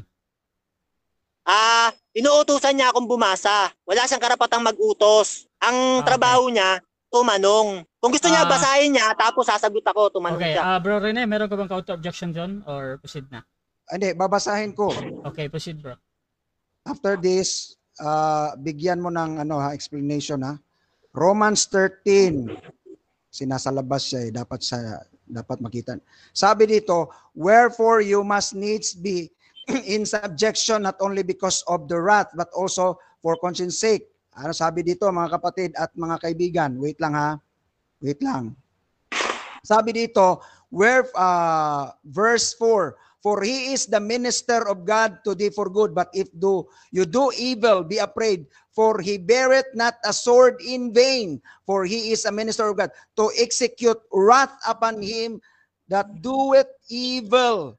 Ang Greek scholar sabi dito, talaga gagamitin ang sword, no, to kill. Now, ngayon, naintindihan mo ba yan? Oo, hindi. Naintindihan ko, kaya nga sabi dyan, no? Yan, no? Dapat kung ginagawa mo ang masama, ay matakot ka. Kaya nga kayo, kahit nga asawain nanay, ginagawa mo na yan, matakot kayo. Kung asawain mo nanay mo, pati ate mo, ligtas pa rin. Sabi nga rito, matakot ka kung gumagawa ka ng masama eh. Kaya yan talatang binasa mo, kinakain ka niyan. Roma 13:4. Pinutol mo, ipagpatuloy mo, for he beareth not a sword in vain. Oh, yung sandata dyan, for his the minister to execute wrath upon him who doeth evil. Anong ibig sabihin yan? Ipagpatuloy mo, pinuputol mo eh. Okay, pagpapatuloy ko, sabi diyan, sapagkat siya'y ministro ng Diyos at tagapaghiganti sa ikagagalit sa gumagawa ng masama. Kaya nga sabi diyan tagapaghiganti sa mga gumagawa ng masama. Kayo nga kahit asawain nanay, ligtas pa rin eh. Kaya sabi diyan, tagapaghiganti ang Diyos sa mga gumagawa ng masama. Maghihiganti sa inyo, Diyos, kaya kinakain kanyang talata na yan, sabi diyan. Roma 13:4. So sabi mo, ang pulis na nagkasala kapag nakapatay ng adik na lumalaban. So hindi na sila mapupunta sa langit. Nakikinig sila ngayon. Oo o hindi? Pag nasa labas ng iglesia, unang Korinto 15:13, datapot sa mga nasa labas, Diyos ang hahatol. Iba kayo doon kasi kayo nasa loob kayo ng iglesia, tapos pumapatay ka pa. Kaya wag mo itutulad yung mga pulis na nasa labas na wala sa iglesia. Kayo, hindi kayo ligtas. Dahil nga pumapatay kayo, nang re-rape pa kayo, ligtas pa rin kayo eh. Kasamaan yan, sabi sa binasa mo, Roma 13:4, sa mga gumagawa ng masama, galit ng Diyos ang hihigante. So ito, next question. So naniniwala ka na walang pulis at army, military, NBI na mga nasa iglesia? Oo o hindi? Meron sa mga iglesia. Pero sabi ng Biblia, ang Diyos ang hahatol. Ang hirap kasi sa'yo, ikaw ang humahatol, ligtas pa rin kahit mang-rape pumatay. Sabi ng Biblia, Diyos ang hahatol eh. Kaya ikaw, mali ka dyan, para ka palang Diyos, hinahatulan mo, ligtas pa rin kahit naasawain nanay. Sabi ng Biblia, sa Roma 13:4 na binasa mo, galit ang gagawin sa'yo ng Diyos. Uli. Okay. Ang teaching ng OSAS ay ganito, ang tupa ay magkasala, ang tupa ay mag-confess, ang tupa ay dinidisiplina, ang tupa ay pinapatawad. Bakit mo pinuputol at doon ka lang nag-focus sa kasalanan at wala sa confess, wala sa disiplina, wala sa pinapatawad? Doon mo lang pinuputol. Okay, sasagot ako. Tama yan, pinapatawad. Pero kung sinasadya mo na kasalanan, pinatawad ka na, nilinis ka na, wala nang hain natitira pa para sa kasalanan. Hindi na pwedeng iandog si Kristo. Sabi ng Biblia, isang kakilakilabot na paghihintay sa paghuhukom at isang kabangisan ng apoy ang lalamon sa kaaway. Kayo yun. Kasi nga kahit asawain nanay, ligtas pa rin eh. Kayo yan. Kung nagsinungaling ka sa ilang beses sa isang araw, alam mo yan, no? Nagsinungaling pabalik-balik yun. Objection, moderator. Hindi, wala pa muna. Parang sa tanong niya kasi, para kasing pinaparatangan niya ako na kung nagsinungaling daw ako. Para talaga siyang Diyos eh. Parang alam niya yung mga ginagawa ko o nahuhulaan niya. Okay. Ayoko ng halimbawa. Gusto ko, totoo kapatid. Bible pinag-uusapan dito. Walang halimbawa dito. Okay na. Totoo tong pinag-uusapan natin. Mag-object ka dahil doon sa tanong, no? Bro Rene, out of objection. Okay. So, halimbawa, sabi ko, kung tayo magkasala ng pagsisinungaling araw-araw, ilang beses ka ba magsisinungaling sa isang araw? Ilang beses ka bang patatawarin ng Diyos kung humingi ka ng tawad? Okay. May dalawang kasalanan sa Biblia. Isang kasalanang sinasadya at isang kasalanang hindi sinasadya. Roma 7:19. Kung nagagawa natin ang ating mga kasalanan, hindi na tayo ang gumagawa nito, kundi ang kasalanang tumitira sa atin. Ibig sabihin nun, hindi mo yun sinasadya. Pero kung sinasadya mo na, ikaw, asawain mo nanay mo, pati ate mo, ligtas ka pa rin. Malaking kasamaan yan. Hebrew 26:27. Itatapong ka sa apoy. Kaya sinungaling kayo eh. Okay, so dyan nagtatapos mga kapatid ang ating second stage ng debate. At dako tayo sa final conclusion. Mauna dito si Brother Mario. ng MCGI bilang negatibo mga kapatid patungkol dito sa one ship always ship or one save always save mga kapatid. Pero bago yan, shoutout muna sa ating nasa live kay De Mateo. Sabi niya basta siya may mismo nagsasabi na papatay siya. Daming nakikinig dito na makakapagpatunay. Shoutout din kay Eme Alfonso. Agree ako dyan sa MCGI of fake yung OSAS. Ay nako, di ganyan ang OSAS na pinaniniwalaan ko. No way ko tatanggapin pag ganyang view ng OSAS. Ayawan na, fake yun. Shoutout din mga kapatid kay Westlake Tires. Congrats Mario San Diego. Taob ang OSAS ni Rene Medel. Shoutout din dito kay Pastor Elmer Chavez ng Baptist kay De Mateo. Conclusion dito ay ang OSAS ay di aral ni Kristo. Kasama kasi sa pagpatay dahil may kaligtasan pa rin sila na aral, kakaiba naman to. At Rodolfo Caballero, congratulations Pastor Rene. Angels Den, bastos ang kausap di pa natatapos ang sagot, sumasapaw na. Hahaha, pangkanto ang style niya. Shoutout din mga kapatid dito kay Junjun Yana. Nabasa mo ba ang Efeso 2, brother? At okay, tuloy-tuloy tayo mga kapatid. Dako tayo sa negative final conclusion. Brother Mario, your time start now. 5 minutes. Okay, mga kapatid, magandang gabi sa inyo. Huwag kayong magagalit sa akin, no? Kasi ako, galit talaga ako sa mga aral ng demonyo. Inihahayag ko lang yung mga aral ng demonyo sa video na ito. Kaya kagaya ng sabi niya kaganina, ligtas pa rin daw kahit asawain nanay, asawain ng kapatid, kahit daw makapatay ang pulis, kung sakaling pulis siya, mapapatay niya, ligtas pa rin daw siya. Hindi ko yan sinabi, kapatid kahit panoorin niyo itong video na to, siya ang may sabi niyan sa mga rebuttal. Yan, okay daw, sabi niya, oh. O, ibig sabihin, yan ba paniniwalaan yung OSAS, mga kapatid? Kayo ba aanib sa ganyang relihiyon?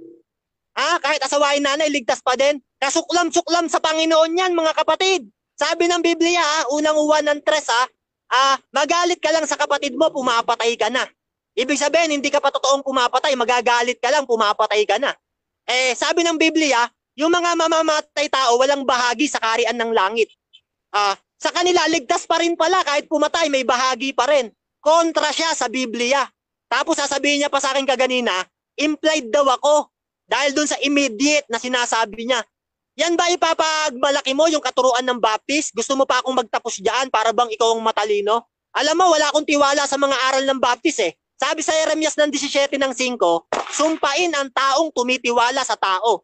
Yung mga aral nyo, aral yan ng mga demonyo Gawa-gawa yan Di naman yan aral ng Diyos. Kaya etong mga nakakapakinig ngayon, mga kapatid, huwag kayong magagalit sa akin.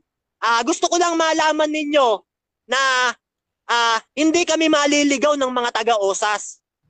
Kung kayo, mga OSAS na hindi naman kayo gagawa ng ganyan, na pumatay, mang-rape, ligtas pa rin, wala kayong ganyan, ibig sabihin, nire-respeto ko kayo. Pero itong kalabang ko, kakaiba to. Sa kanila daw pwede Kaya huwag kayong aanib sa Baptist na to. Kakaibang Baptist to. Kasi ako mga kapatid, dati rin akong Baptist. Kaya alam ko doktrina ng Baptist. Ngayon mga kapatid, sabi ng Biblia, sabi ng Biblia, ganito. Sabi sa Hebreo 12 ng 14-15, sabi diyan, sundin ninyo ang pakikipagpayapaan sa tao at kayo'y magpakabanal. Yan, sabi ng Biblia, sundin ninyo ang pakikipagpayapaan sa tao at kayo'y magpakabanal. Sapagkat kung ang sino mang wala nito, ay hindi niya makikita ang Panginoon. Yan, pag hindi ka pala nagpakabanal at hindi mo sinunod yung pakikipagpayapaan sa tao, hindi mo makikita ang Panginoon. Pero ang nakapagtataka, dito sa kalabang ko, ligtas pa din, makikita niya pa rin ang Panginoon. Ngayon kapatid, sabi sa 15, Hebreo 12:15, sabi diyan, napakaingatan ninyo, na baka ang sino man sa inyo ay hindi makaabot sa biyaya ng Diyos. Yan, at baka kayo'y bagabagin ng anumang ugat ng kapaitan na sumisibol at dahil dito'y mahawa ang marami. Yan, sabi ng Biblia, pakaingatan ninyo.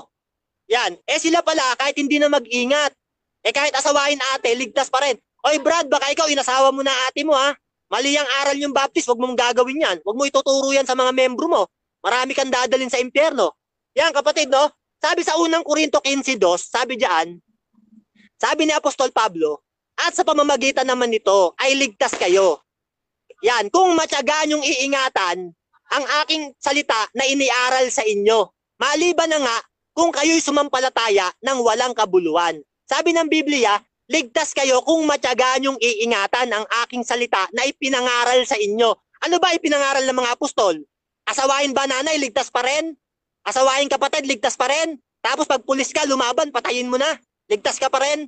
Mali yan, hindi ganyan pangangaral ng apostol. Sabi ng Biblia, baka sumampalataya ka ng walang kabuluhan.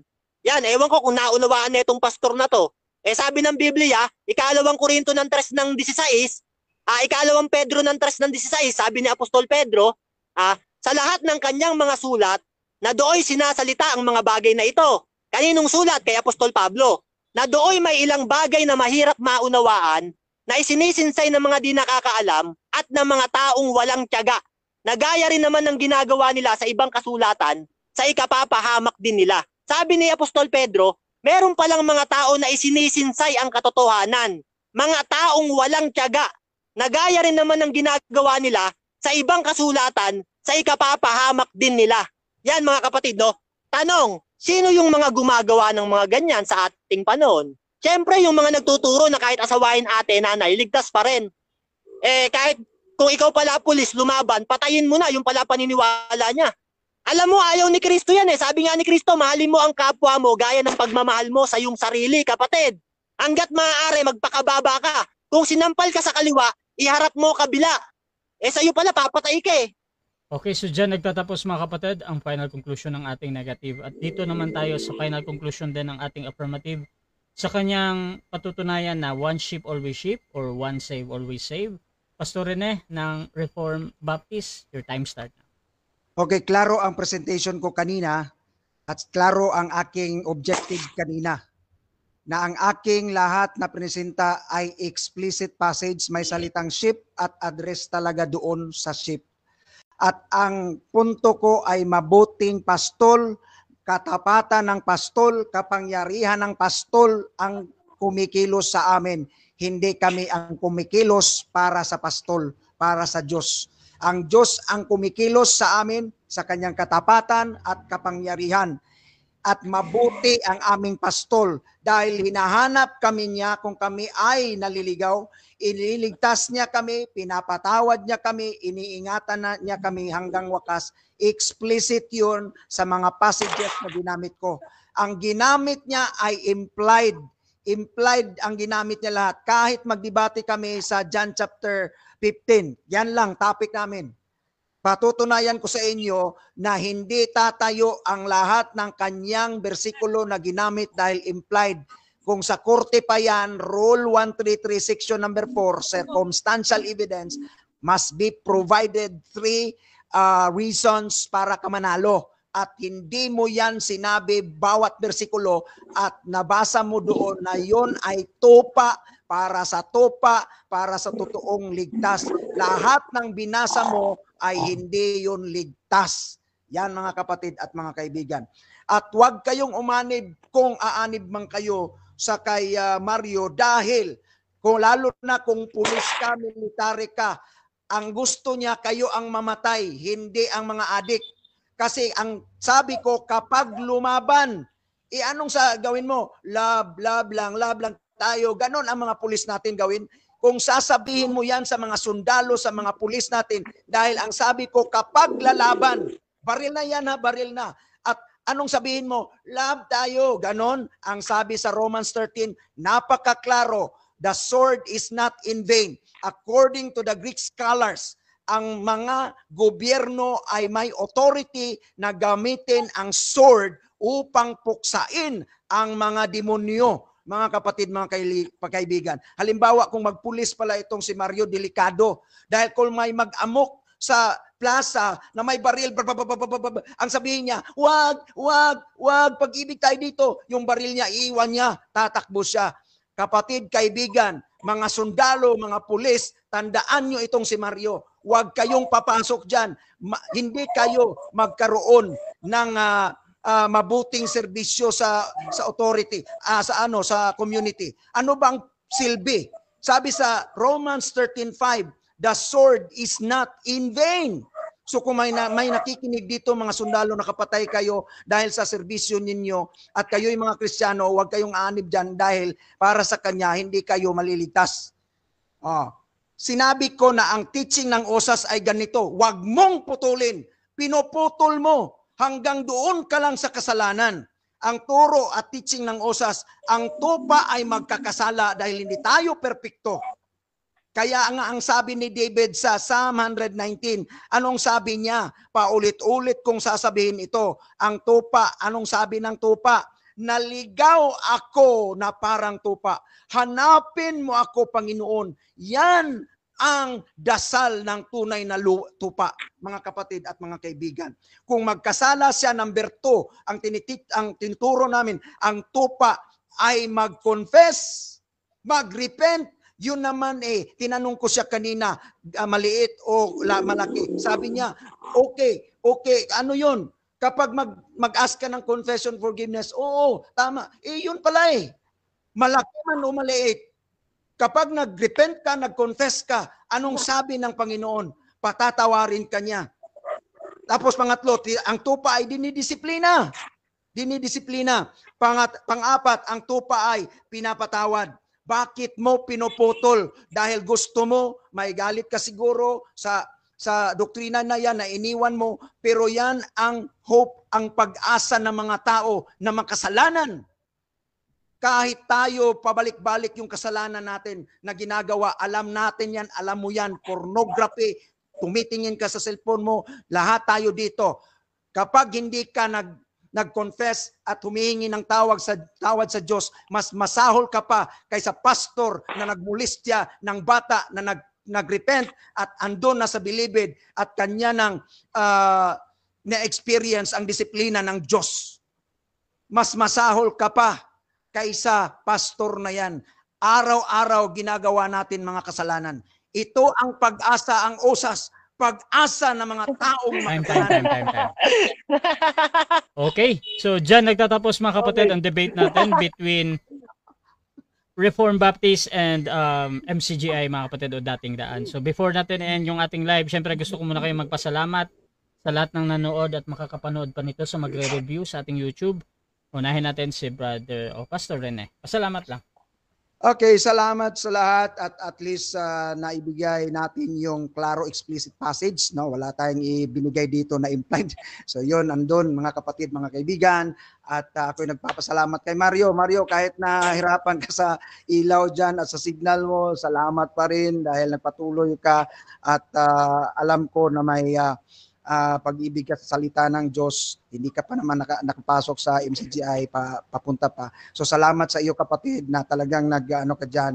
At sa debate lang ito kapatid pag magkita tayo sa labas, mag-kapi-kapi tayo, mag-embrace tayo at ipakita natin na tayo ay mga anak ng Panginoon. So salamat sa iyo at Brother Rasya, thank you very much sa moderation, pag-moderate mo dito kapatid. So salamat sa inyo. God bless you all and your family. Okay, at Bro Mario, salamat lang bro. Okay, magandang gabi sa inyo mga kapatid. Pasensya na kayo kung nakikita nyo lagi ako nasa dilim, madalas sa debate ko.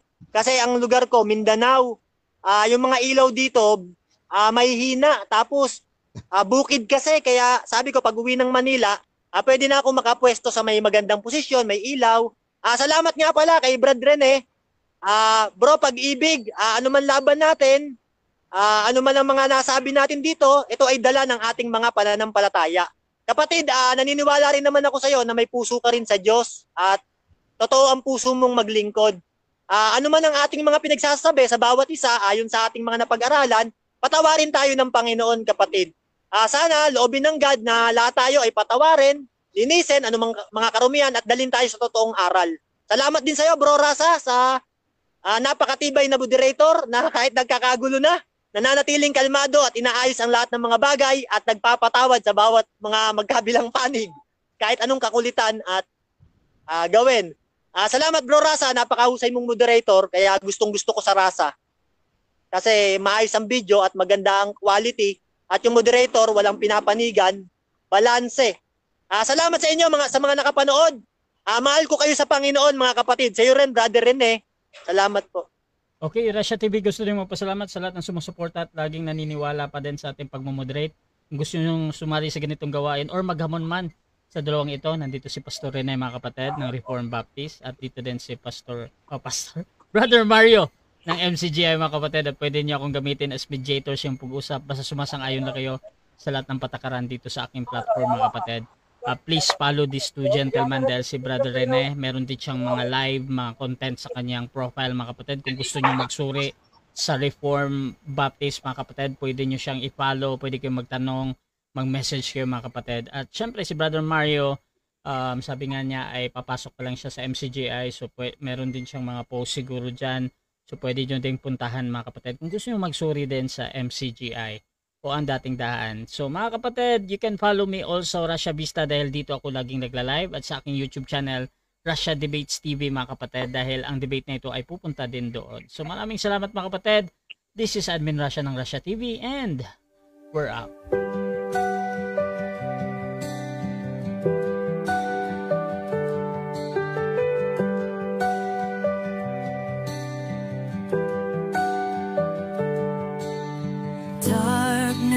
Albanese.